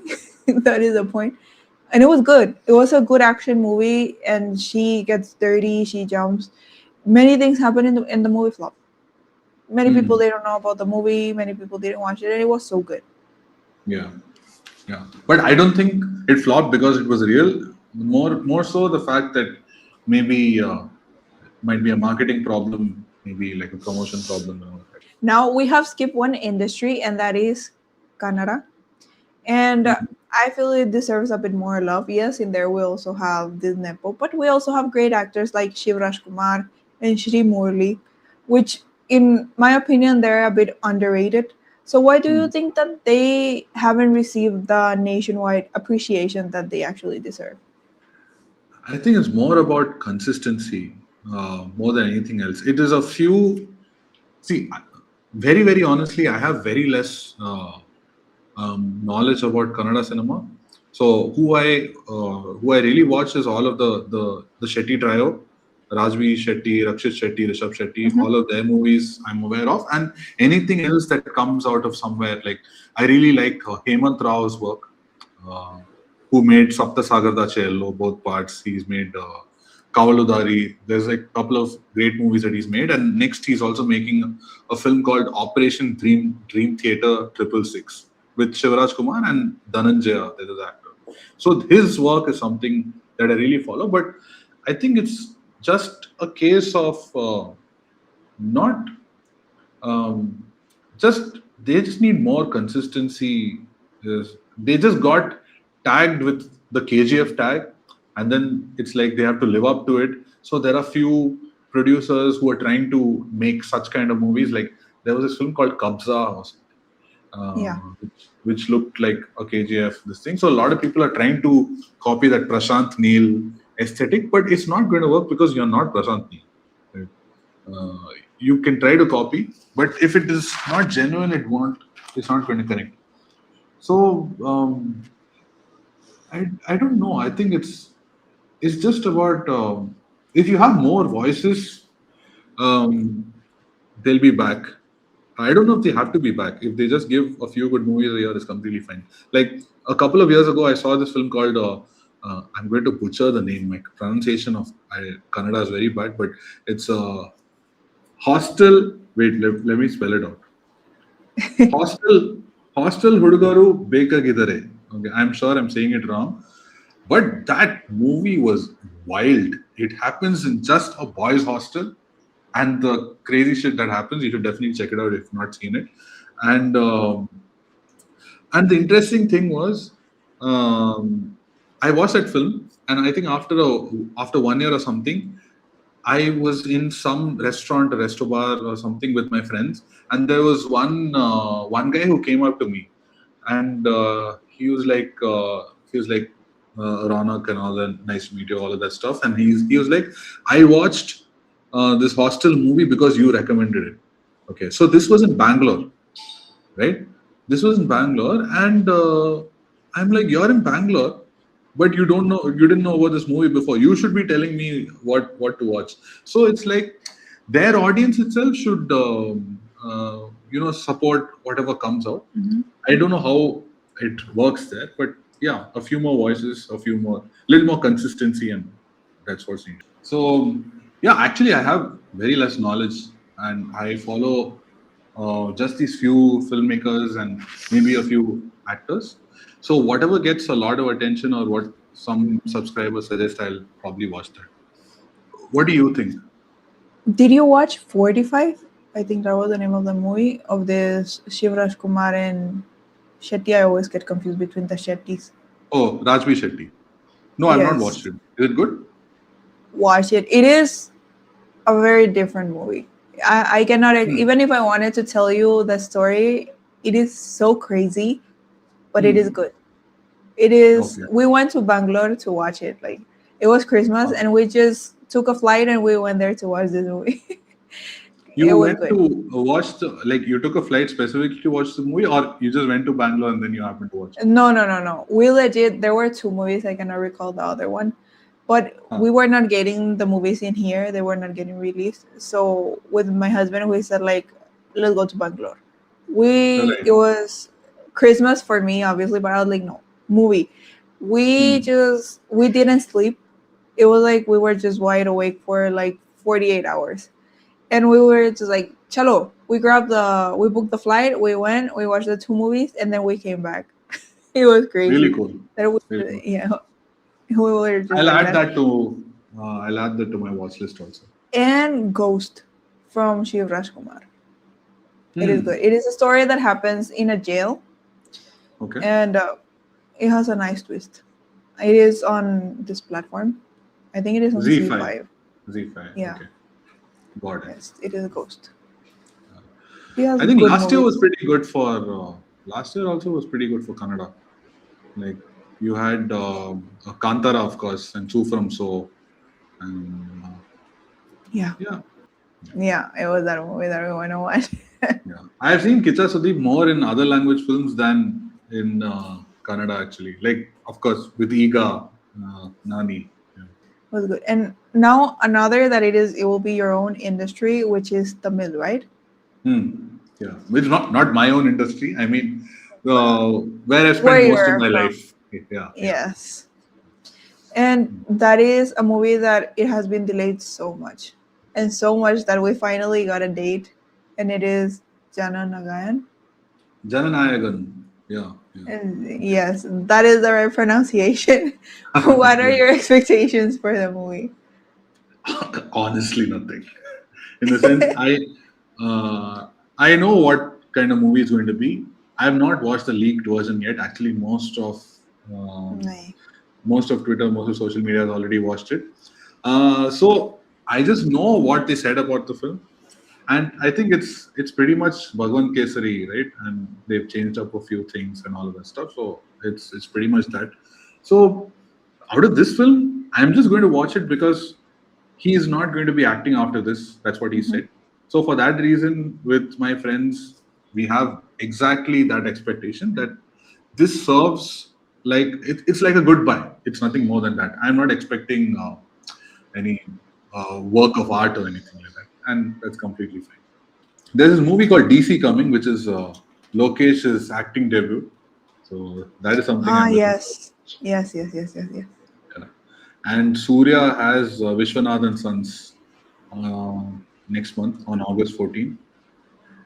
Apart from that, this year, wow, there's very less big releases coming up. Nothing much has been announced. The Dhanush movie looks very interesting. Uh, it has uh, Mammootty and Nasiruddin Shah in it as part of the cast. So I think it's going to be big. It's called Om. Uh, I think they just put out. Hopefully, it will be good. Yeah, yeah. I think Which is Tamil this one? this year. Sorry, Arasan? Arasan. Yeah, Arasan also will be coming this year, but it's not confirmed. That's why it's not clear. It doesn't have a release date, but that is going to be banger for sure. For sure. There's no like two thoughts about it.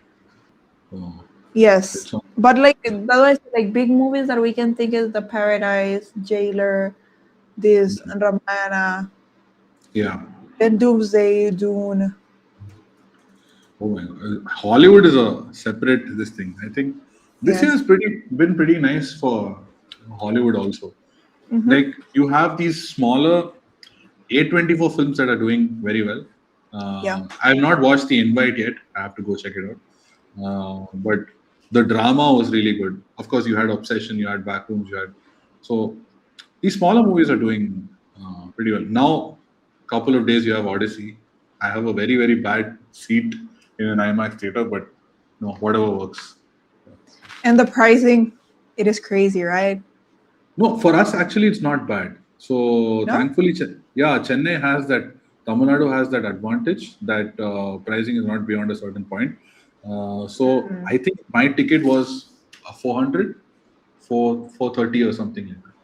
And it's not like Bangalore where they escalated to 1,000, 3,000, all of that kind of stuff. But Yeah, here it is like that. It is like that. That in the beginning it was like 1,000. Now it is like 3,000 rupees for the seat.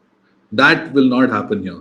Thankfully, that doesn't happen in Chennai. So that is one good thing. Hopefully, that doesn't change much. Do you have an IMAX over there? Yes, we have two actually. Oh, great. Okay. Same. Even Yeah. we have like two screens here.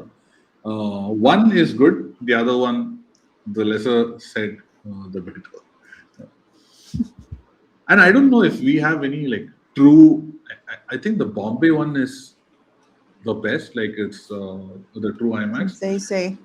Yeah, and Hyderabad used to have it at Prasad's, but I don't think it's there right now. I think that's changed to a different screen or something. I'm not sure. I wouldn't know that much. I just went two times to Hyderabad, and only one time to watch Jawan. Hmm. And but the screen was amazing in this. I don't know the name of this movie theater, but it was one that is next to like a park, and then there's a statue, and then in It's front of the yeah, that's that one. Prasad's. Yeah, it's Yeah, Prasad's. that one. The screen is really great. I think that's an Ambedkar statue. If I'm not Yes, wrong. yes, yes, yes. Yeah, it's right next to that. Yeah, I just went there like maybe like end of last year. So, but I couldn't watch any movie. I thought the IMAX would be there, but I think it's changed. And my bad luck was that nothing great was playing that Mm. time. So yeah. And we were lucky that we got Jawan, and we actually want to go to Chennai to watch Jailer 2. Because Hmm. in the end, it is very different watching the movie with the local crowd Yeah, than when you that's watch good. it with Hindi crowd. Usually here, what we do, we watch it in the local language. We don't watch it dubbed unless Hmm. and until we are forced to watch it. Because many, for example, Telugu films, they don't come with the subtitles nowadays. They would say Oh. like it has subtitles and it will Hmm. appear in Book My Show and everything. But once you go to watch the movie, then it doesn't have subtitles. Even it Hmm. happened to us with few Tamil movies. It also happened that Hmm. they release the movie and it is in the language, and then you go and ask them where is the subtitles, and they just say, "Oh, they didn't send us the subtitles." Okay. So you get stuck just watching the movie in Yeah. the language. So here, for us, it's mostly subtitles is always there, and if it's not there, someone will create a problem. Not like a fight or anything, but they will say that there is no subtitles for this. You please put it, and then they'll put it off. It's very rare that it's not there. One movie which there was no subtitles for, and the entire audience was Telugu, so no one complained. It was this movie called Little Hearts that came out sometime last year, Mm, and that was a comedy movie. So you really need yeah. to understand the jokes. But for some reason, I got it. Like I know I didn't get all the dialogues, but I think Yeah, that energy just came through. It was such an exactly. innocent, funny, like joyous, simple film, right? And it's very rare in Telugu cinema also for those kind of films to come out. Hopefully, it's like this new breed of creators, like this Molly Talks guy, brings in more such movies. Yes, we need this type of movies. And I don't know if you watch this movie. I never know how you have to pronounce it. Some people say like, some people say lick, some people say Lik, Yeah, sorry. yeah, like like Yes. Love Insurance Company. However, yes, however people want to pronounce the name of the movie because everyone says different. How was Hmm. it for you?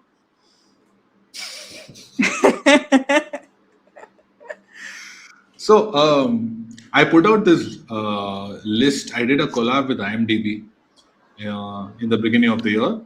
You know how Bharadwaj Rangan has this list of films that he's looking forward to, and Hmm. whatever films that he lists, they always like flop. So people are actually getting afraid of that list. So even I did like a collab, and this film was actually I put that film in the list because I was really looking forward to this film. Anyone who tries to do something wacky, I like this director also, Vignesh Sivan, and I even know him personally. So I was really looking forward to what they're going to do because it's set in the future and all of that. And I know of this story from a very long time. Like, um, I think 5 6 years ago, we were walking somewhere and he was talking about it. There was a different cast which was supposed to be there, but he was finding it difficult to mount the film. Finally, when he made it and I saw it, um, there are a few parts of it that worked, like uh, the aesthetic of it, right? He went all out in making Chennai of the Hmm. 2040 or whatever year it's set in. There are a lot of these fun ideas like this transparent umbrella which has the weather, the Yeah, yeah, temperature, and yeah. everything on it, and then you have Kamal Hassan Film School. There's Collywood Mountain, like Hollywood. All of this fun stuff is there, but his usual humor, the wacky humor, which is supposed to be that was something that was missing, and a lot of I found a lot of it really crass. The the humor that was there, and the way they showed the heroine and all of that stuff. It didn't work for me that much. And as compared to, if you were to compare to other of these Pradeep Ranganathan movies, I wasn't that invested or entertained by it. It felt like, okay, you watched it once. Um, that's pretty much it. What about you? Yeah, God, I wanted to leave the movie theater, honestly. It was like, please stop. Like, Hmm. the main issue with comedy is that if it lands with you, then it lands and you'll be enjoying the movie throughout. But Yeah, then if it doesn't land with you, then you just get bored and like, when yeah, is it getting over? yeah. So that There were happened. certain scenes that were going, and I know comedy is very difficult to crack. I Mhm. can give you that, but um, you shouldn't lose your, how do you say, you shouldn't try to do a few things to get laughs, which are like easy laughs, or you know, borderline. How do you say it? Um, Offensive or vulgar or outdated, rather. I'd say outdated. There were a few jokes and this thing that honestly felt a little cringe and outdated. Yes, But cringy. yeah, but such a setting deserved a better movie. That's all I'd say. I think technically all of that, the movie was really fun. That is fine. It was really colorful. There's this film called Kadal Desam, which is a Tamil movie which came out in 1996. It's one of my favorite movies. It's a very dumb movie, but I really love it because they show you like a completely fantasy version of Chennai. Fantasy, I don't mean like cars flying on, not that kind of fantasy, but all your buses will be transparent. There'll be a college which is next to the beach. It'll be overlooking the beach. Mhm. So they took localities that you know, but they made it into like a, like a dream college land, like a dream college and all that. Not like Student of the Year, not like Karan Johar films, but this was like really good fun and banger music. So I think this film tried to do a little bit of that, try to reimagine our city in like a different way. So I'll give points for that. But otherwise, as didn't connect emotionally, didn't feel funny, wasn't as entertaining. And yeah, like you said, if I had a choice, I mean, we all have a choice, but um, even I was like, okay, I can walk out anytime. I really don't want to know where the story goes. Yes, and I have noticed this recent issue, and it is the use of memes and trending sounds in movies. I don't Yeah, know yeah, if for you it is bother, but for me it bothers me a lot. It is being so overused. I know they want to appeal to the new generation and all that stuff, but there's a limit, I think, for that. And one thing is that it especially works the on reels. Mhm. yeah, especially that far sound. Yes. It's done. It's dusted, and the problem is a film. You know where you start a film, but you don't know. You have a certain shooting dates and all of that planned. You know when the shooting is going to get over, but then post production happens, and then you have to find a release date. So by the time all of this happens, maybe a year has passed, year and a half, sometimes maybe 2 years. Sometimes you don't even get a release date for a very long time. So imagine a meme that you kept in your film in 2023. It comes out in 2025. It makes the experience so cringe, right? Or sometimes you might not even know what this meme is. Yeah. Because things keep changing so fast. So it's very difficult. I mean, it's very wrong to put memes that are happening like today because you don't know when your films are going to come out, right? Um, that's why a film like any Maniratnam film, for example, it is contemporary or it is set in that particular time. Now, when you watch it, maybe one or two dialogues or maybe one or two things that they're saying you may not agree with, but you won't feel that it's outdated. You'll feel like Mhm. it belongs to a certain time. The emotions are connecting. It is very, very honest to the time that it's set in. Okay? And a lot of other filmmakers do it. It's not just Mani Ratnam, but I just gave an example because Um, he has three films, right? One is this film called Maunaragam. Then there is Alaipayude, and then there is OK Kanmani. All of these three films just capture what is love like or what is a relationship like in that time. The first film, which is Maunaragam, which is about a woman not wanting to get married and then she gets forced and then married, and she wants to get divorced as quickly as possible, but the guy keeps convincing her, and he's a very nice guy and all that stuff. So it represents how marriage was at that point and how one character tried to defy that. The second film, Alaipayade, is about two people falling in love and they wanted to get married as soon as possible. But after that, no, most movies don't show what happens after marriage. So this film shows that, right? How difficult it is to keep a marriage going. People make such quick decisions, but it is told without much of a judgment. And the third film is about a live-in relationship, uh, about these two, one guy and a girl who don't believe in marriage at all. They decide to start living in, and then in the end, of course, they get married and all that. But other than that, relationships also, the way you show it, it's a very difficult thing to crack, right? The time that you're in, the dialogues, how men and women are talking to each other at that particular point of time. But these three particular films really show how this director understands the importance of time, the setting, all of that stuff. Right? I wish more directors look at it from that point of view, about you set it in a certain time, but it doesn't mean you have to put all these references and memes and all of that stuff, which makes it outdated very, very quickly. Tell a good story. And here and there, it's fine. Maybe for an extra promotional song or something, that's like completely fine. But like you said, now every time I hear that fast sound, it's like, it's so irritating. It's immediately Yeah. off-putting. Yeah. Yes, it becomes annoying. And if you like those type of films, I think you might enjoy this Marathi film. It is called Super Duper. It is Oh, okay. very recent. It is really good. I recommend it to you. And Hmm. another thing that I was gonna tell you is that a huge issue that we have nowadays is that movies, they don't have this rewatch value. It's like you Hmm. will watch once, maximum twice, and that's it. It Yeah. is not gonna go beyond that. And then you have movies like one of my personal favorites is this Bagam Bag. Bagam Bag. Bhagam Bhag. Yeah, yeah, yeah. Yes, that movie, it was so hilarious for me, and still I watch scenes from that movie, and still I laugh so much.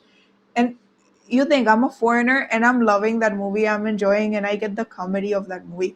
Why we're not able to make the type of movies nowadays that it is situational comedy? It is not only like you're saying a joke or something, but just the situation that they find themselves into. It's so Yeah. hilarious. Even Hera Fairy, all these movies that they never lose their value. They're timeless, Yeah. they're ageless, and they just age really gracefully. But nowadays, the movies, they're not like that. Yeah. They're like, When if did you you watch watch? them today, When did you watch Bagam, Bhagam Bhag? Yeah. like 2 years ago. Okay. And I'm guessing your husband introduced you to it, right? Uh, Yes, because I never watched a Govinda movie. Like uh, I had so I only watched think, mostly Akshay Kumar. yeah, I think it's more to do with that nostalgia bias that is there of your husband. Like, I'm sure he likes Bhagam Bhag so much, and especially, okay, let's take a film like Hera Fairy. It's a favorite for a lot of people. That is because we all saw it at a time where we were growing up. Mm-hmm. Maybe we're like 8 years old, 10 years old, 12 years old, whatever, during that period. And when when you're nostalgic about something, I think that rewatch value increases. And right now, the problem is also there is just so much, right? We spoke about how there's reels, there's Twitter. You're watching a movie, but people are taking out their phones and doing it, scrolling through their phones and all of that. So I think that also affects the rewatchability factor. I'm just trying to think what is a recent movie that I keep rewatching. Most of the times, it's mostly these big Hollywood movies. Like, for example, F1 is something I rewatched a lot. Uh, Hmm. Animal is something I rewatched a lot. For whatever reason. But I don't know. I like certain parts of it a lot. Madgaon Express. Mudgaon, I liked it. I don't know if it has that much rewatchability factor. Maybe I have to try it. But yeah, the thing is, like you said, comedies itself are so rare these days. Uh, and comedies made in Hindi, it is made just as a project. Like if you look at like what you said, Dhamal 4 or whatever that film is, or there's something that came like Welcome to the Jungle and Welcome to the all, Jungle. all these housefuls, all of that. So they know that there is a franchise value. Something became a hit like 10, 15 years back. Take maybe one actor from that, add like 2, 3 new actors, try to add 10 actors if it's possible, and just because of that franchise value, people will come, they'll watch something and they'll go.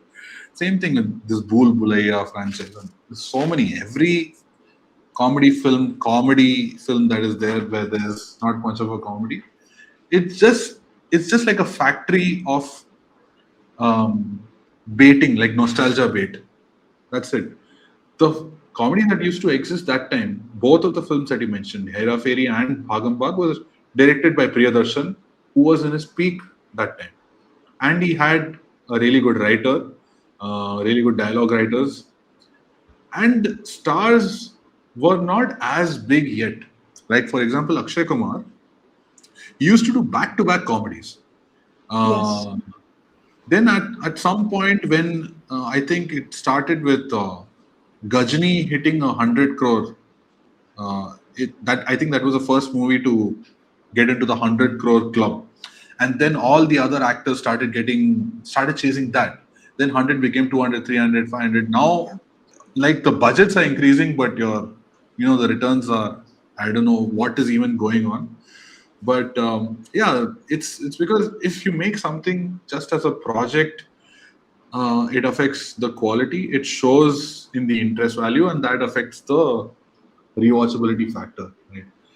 The situational comedy part that you brought about, right? I think there is so much energy in those movies. Like Yeah. even if the frame is static, you don't need to cut to multiple angles or something. It's just 3, 4 guys ready to make fools of themselves, right? And that is why even like we are laughing, we relate to that. Now everything has become very serious, very very polished. Even if it's a comedy movie, everything has to look perfect. It just doesn't make any sense. I'm trying to think Yes. of any like Little Hearts, like I said, the Telugu film. Very funny film, very simple film, but very few of those are even made. But I hope comedy comes back. I'm trying to think of what worked recently. Avesham. Yeah, Avesham. Yeah. yeah, yeah, That movie worked. Sue from So worked really well. yeah. Also. That's what I think. Malayalam is doing that. Vada 2 is insanely funny. Bharatnatyam, like we already discussed, very funny. In other languages, it's not that much. Yeah. Yeah, even Hollywood, they're not able to pull it off like back in the day. That we used to get so many great comedies that are super iconic. Because even now, I'm thinking of this movie Angur, that it is really Hmm. old from Yeah, yeah, here. yeah, Even now, that movie has a lot of repeat value. Like, I also like that movie a lot. And it is yeah, even older than Hera Fairy and all that stuff. But still, you will show it to anyone and they will laugh. It has that type of thing. Sita or yeah. Gita, that is another movie that it had like I watched one scene and from there I was like, no, I have to watch this movie. It is looking so good. And no one introduced me to that movie. Like I came Hmm. alone to my husband and I asked him, where is this movie scene from? It is super hilarious. And then he would just show me, oh, it is this Sita or Gita. She's the mom of this person. This is this actress. And Hmm. that is the thing. But if nowadays you get a glimpse of the movie, it is not like you'll go beyond your ways to check out where you can watch that movie. Yeah. It's just like, huh? And Okay. so all the movies that you mentioned, like, wait, let me check who made Sita or Gita. Ramesh Sippy, and I think Angur was directed by Rishikesh Mukherjee, if I'm not wrong. So you had these directors, right? These auteurs who are there. Okay, Angur director Gulzar. So all of these directors had personality, right? And they were very, very passionate about their craft. And there were so many of them. There were so many mainstream. If you're talking about Hindi, there was Manmohan Desai, there was Gulzar, Rishikesh Mukherjee. Um, and then you had parallel movies also, not just the comedy movies, but even the art house movies that were there. Sham Benegal, Govind Nihalani, all of these films from the 80s. And then you had Ram Gopal Verma, who came in the 90s. All of these people, they had personalities. Hindi cinema now, it is very. How many directors can you even name who have like a signature? You know, Imtiaz Ali, Rajkumar Hirani is in kind of a low phase since Donkey. Who else is there? Sanjay Leela Bansali, he makes one movie for like 3-5 years or something. But otherwise, yeah, you have very few artists, people who are really passionate. They have their own signature, and they'll be like, I'm going to make this no matter what, like the way I want to make it. Every other director is mostly working as like an employee or like a project manager of things. This is the car, this is the budget, this is what I have to do, this is the shooting schedule, movie has to come by then. It's good professionally, but you're making art over here, so I don't know. Hindi has a lot of work to do. Yes, another thing is the limitation that you have with the cast. Yeah. Sometimes the movie can be good. Like, for example, this movie that came, this Param Sundari. The story wasn't the best, but most likely if there has been another actress or actor in their place, the movie would have been a bang. Because only because of the music, people were going to watch it. So that is another thing that we were talking before, because of like you don't have writers nowadays. You don't have this music also nowadays is not something that is memorable. It is something that you listen one time and then you forget. It is just like, okay, take it. Back in the day, you had these movies that people would go to rewatch only to listen to the music. And that still you remember the movie because of the music. Nowadays, it is not like that. It is just like the remake of the remake of the remake of this song. Yeah. No, you can remix, but at least do it well. Even that is treated like a project. It's like, okay, we have the rights to this song. Let's remix that. It will get these many views, and that will be the revenue of it. That's the thinking. It's okay for music labels to think that way, but the people who are making it, the musicians and all of that stuff, they are just giving in to the pressure. Which is why someone like an Arijit Singh, he's just retired from playback singing. He's like, I'm not going to do this stuff anymore. He just rarely comes for few people who he really likes working with. That's all. Yeah, but nowadays it is not. Even this year BGM, we haven't had any good BGM like we had last year. Dhurandhar is the only thing I can think of. Great music, banger music. And this BGM is like completely missing. Yeah, sorry. And this Karupu, I get confused because I watched the movie and they say Karupu and then Karappa. Karup. How? Karup. Karup. Karup. It's difficult to say p. Yeah, it's not pu. It is, but like you have the ka and then it is u or a. It's kara. Kara. Yeah, just say karp. Karappa. It's better. Yeah, that's better. It's closer. Yeah. So Tamil has great BGM. Yeah, I mean, I'm not talking about Tamil and Telugu, even Malayalam. So we have great BGM. We have Anirudh, we have Saya Bhayankar, at least in Tamil, who are like kicking ass. This is an art that we have mastered. The art of elevating the hero with BGM. That we do very, very well. So that no one can come to us. Hindi is very, very far behind. Which is why now Anirudh and Saya Bhayankar is working in Hindi also. So same with they're spreading. Yeah. Yeah, you guys have iconic BGMs. Yeah. Yeah, that we do for sure. Hopefully, see, now Hindi filmmakers or Hindi producers are hiring directors or music directors from here. But they have to do a little more in terms of like the cast and uh, the scripts. I guess I don't know. There's so many things to work on. Yes, there are many things that they should get improved in the cinema, and hopefully Yeah, we'll get better. And I think that's part of our responsibility as reviewers.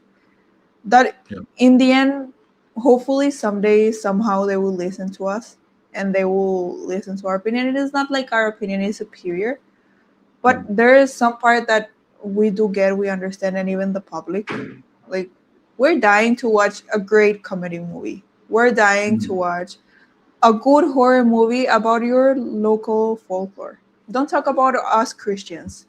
It is like, mm, what do you know really about holding, like, say, it is more realistic that you will say your Hanuman Chalisa than you saying a Hail Mary or Our Father, and then you're holding the cross wrong and you're saying something completely off. You have so many great things in India, and then you're taking stuff from inspo from outside. No, listen to your yeah, public, listen to what they have to say to you, and I bet 100% they'll be able to make amazing movies. yeah, yeah. Hopefully, fingers crossed. Yeah, Hopefully we become that much big that they listen to us, or we'll end up making a movie, which is what is happening nowadays. That's why in Hollywood they had to do like that. They were not happy with the horror movie, so they had to take over and make their own movies. I don't know if you have seen that they're like, after the success of Backrooms and Obsession, they are taking now many YouTubers, their scripts, their stories, these creepy pastas. yeah. They're taking them and they There's will an make them entire into. department. I think every studio is having a department to go into Reddit and look for the most interesting stories. Just Reddit and find storytellers and stories and scripts from there. Yes. So it's a good thing, of course. Like I mean, hopefully they'll attach the right makers and talent to it because if there is something that is born out of internet culture, you also need someone who understands internet culture to make it. Like for example, Backrooms itself, I didn't like it like that much, but it's such a strange, unique concept. And it is only because of that filmmaker, no matter if he's like 20 or 20 or whatever, he just completely committed to what he wanted to make and he pulled something off. The ending is a little bit conventional Hollywood, but the rest of it I think was like I think very intriguing. Right? Yeah. Hopefully a lot more young talent. I here Balan Cinema is doing it. Other Yes. industries have to catch up. Yeah. Yeah, definitely. I think most of the industries they have to catch up, and I wouldn't say only this thing. In the end, there's a good thing from this nepo. We get great stars from there. It is not Mm. everything bad, but I think there's a limit of taking your influence to push someone that is talented, and then Mm. taking your influence to push someone that they don't even know how to fake right. Yeah. There's a limit to that. There are so many actors who get multiple chances, right? So many Nepo kids who get 10, 15 films, then they give one decent performance and they're like, oh, yeah, she always had it in her. Okay, good. But that just means you are blocking so many people who could have much more talent, who are willing to give anything for the role. Yeah, it's nothing against nepotism is not wrong as long as like Ranbir he is a nepo kid, but the talent is so much that you don't look at all of that. Even Alia Bhatt, a lot of talent, but the new crop is yeah. I don't know. I'll also feel bad for them sometimes because they're like constantly under the limelight. But then I think about how much money they make, and then I'm like, okay, fine, it's okay. They You don't do this. have a lack of money. Like, they have their Yeah, parents' yeah, money, their grandparents' money. You yeah, don't have a lack. You went to the most expensive schools for acting, and still yeah, you don't know how to act. So it in the end, it is that you don't have the talent. What you can do?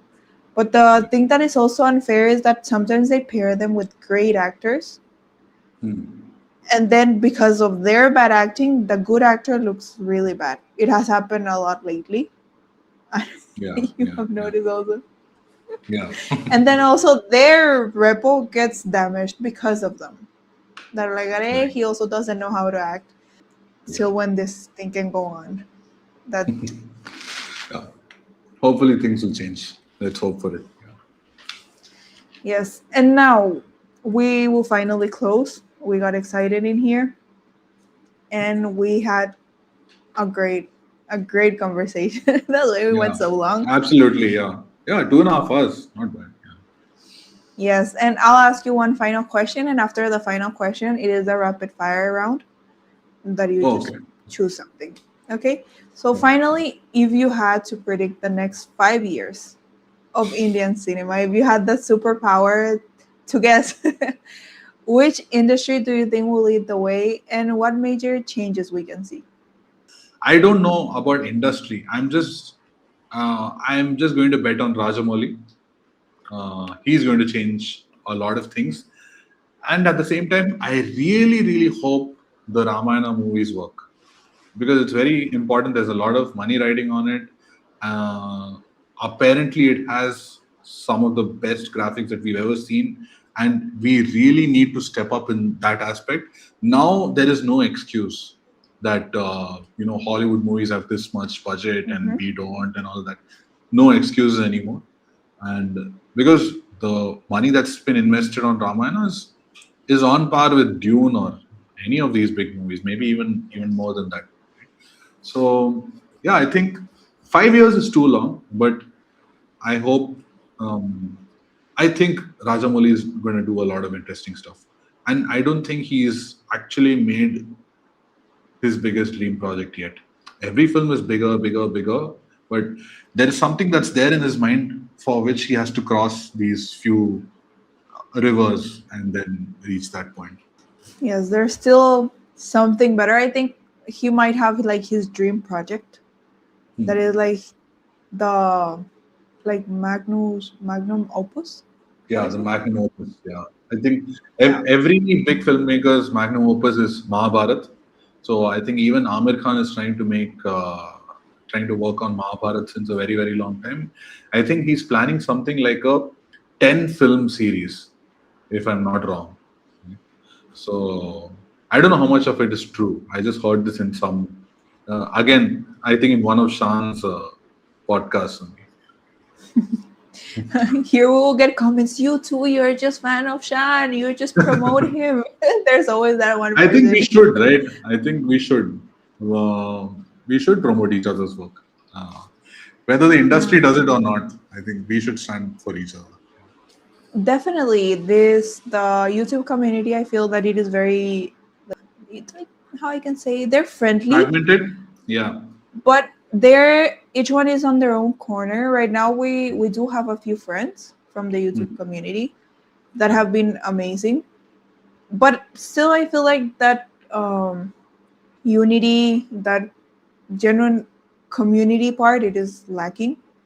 Yeah. And I don't understand something like why should I feel jealous of you that, for example, you're bigger than us when in the Mm. end people watch hundreds of videos per day. The fact that they're watching you doesn't mean that they will stop watching me or that they will watch me. They will not watch you. In the Yeah. end, we can all benefit from talking. We can make podcasts together like we're doing right now. We can, have this nice synergy without this feeling like, oh no, we're each other's competition. Whereas it's not like that. The public, they Yeah. will just watch whoever they want. It is Yeah. simple. Yeah. Absolutely. And now for the rapid fire: Hmm. Tamil cinema or Malayalam cinema? This is the unfair question, but I'll say Tamil because I grew up most of my life here. A bit biased. Yeah. Yeah. For And sure. Yeah. Mammootty or Mohanlal? Right now, Mammootty. Right now. Yes. Surya or Dhanush? Dhanush. Lot more memories with Dhanush movies. Shivraj Kumar or Yash? I have to watch more of their movies, to be honest. But I'll say Shivraj Kumar, legend. Rajmouli or Lokesh? Rajmouli or Lokesh? Rajmouli. Yeah. Spirit or Varanasi? Varanasi. Ramayana or Kalki 2? Ramayana, for sure.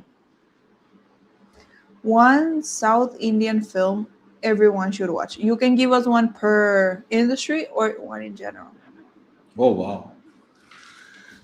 I realize how I ask these questions in like interviews, conversations all the time. Like now I realize how difficult it is when someone asks It is me. hard. Yeah, yeah. Uh, okay, I'll just say from the top of my head. Tamil would be Nayagan.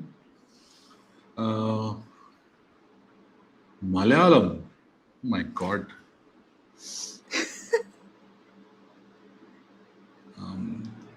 Okay, Malayalam. I'll tell you like a Mammootty film that I really like. It's called Madilagal. So it's set in a jail. It's mostly just Mammootty's performance, nothing else.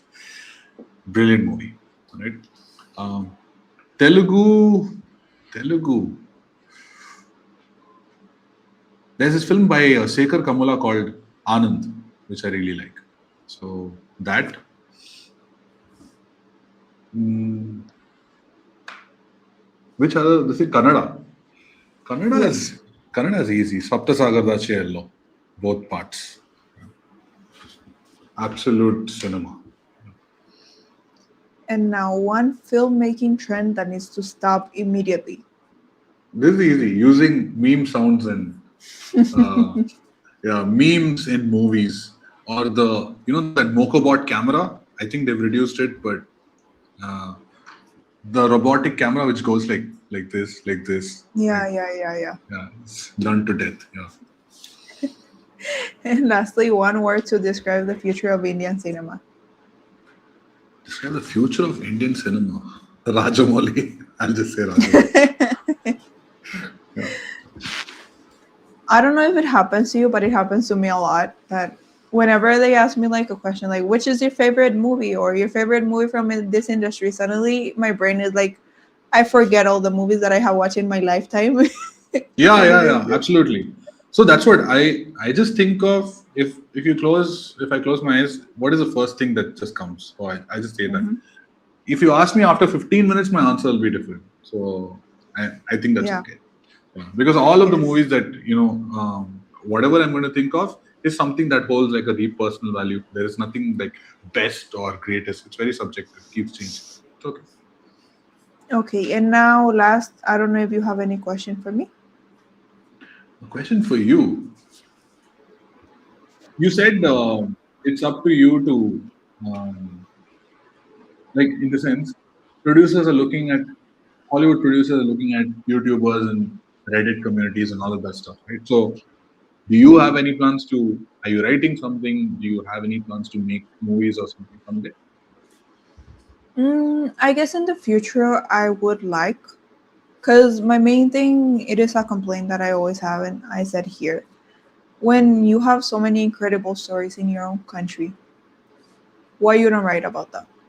Hmm. Why no one is talking about them? Like one of the things I always do when I go to a new country, because I have lived in several countries, is that I ask the people from that country, like, you have any local stories, especially horror, because I love horror.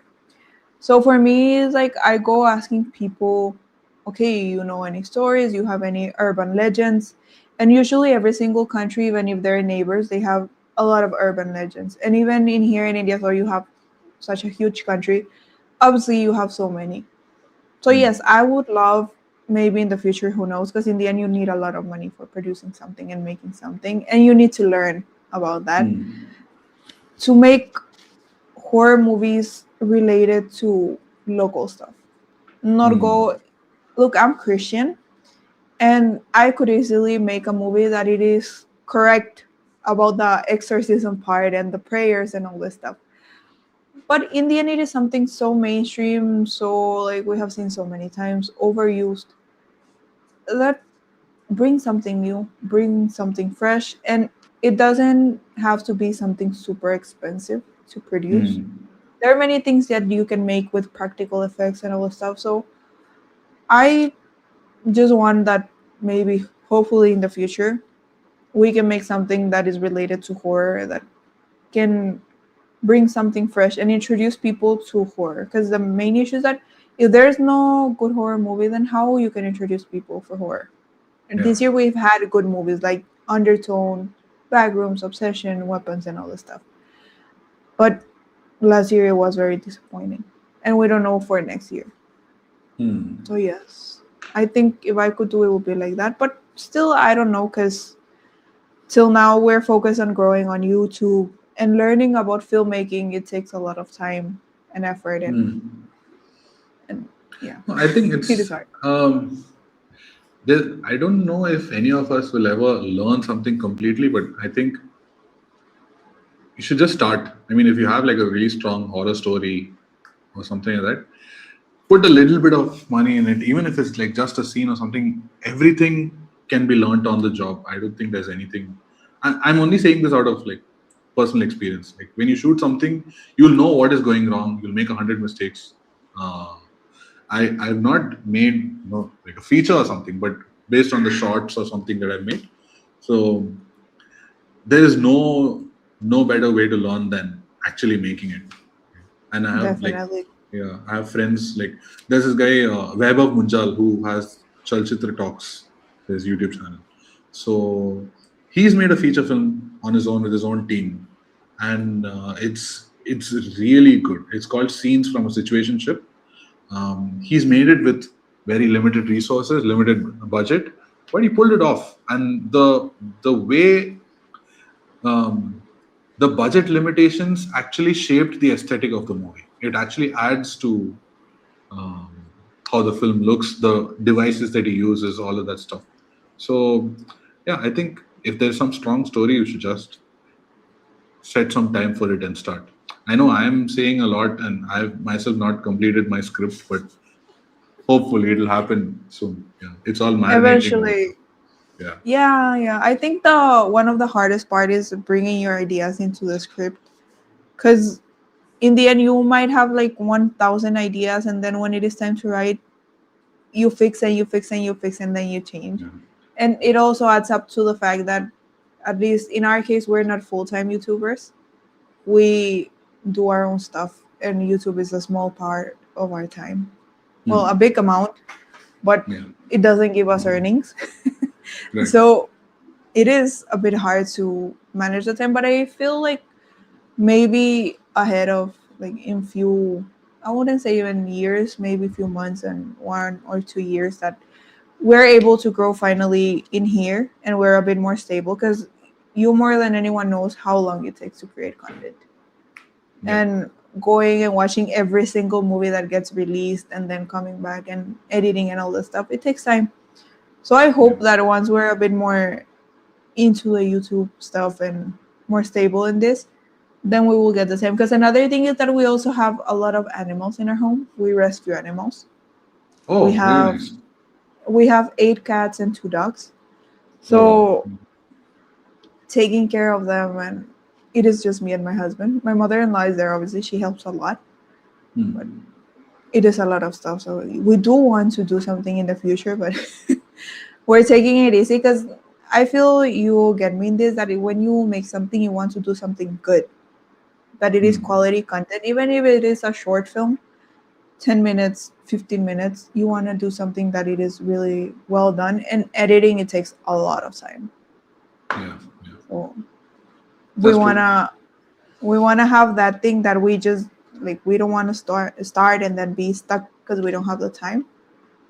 We want to be focused whenever we will decide, like, yes, now is the time. But Right. who It'll knows, happen. eventually Yeah. we yes, Yeah. eventually we do want to do, who knows, we will all become the new generation of directors in India. Yeah. Touch wood. Yeah. It can happen, it can happen. Thank you so much, Raunak.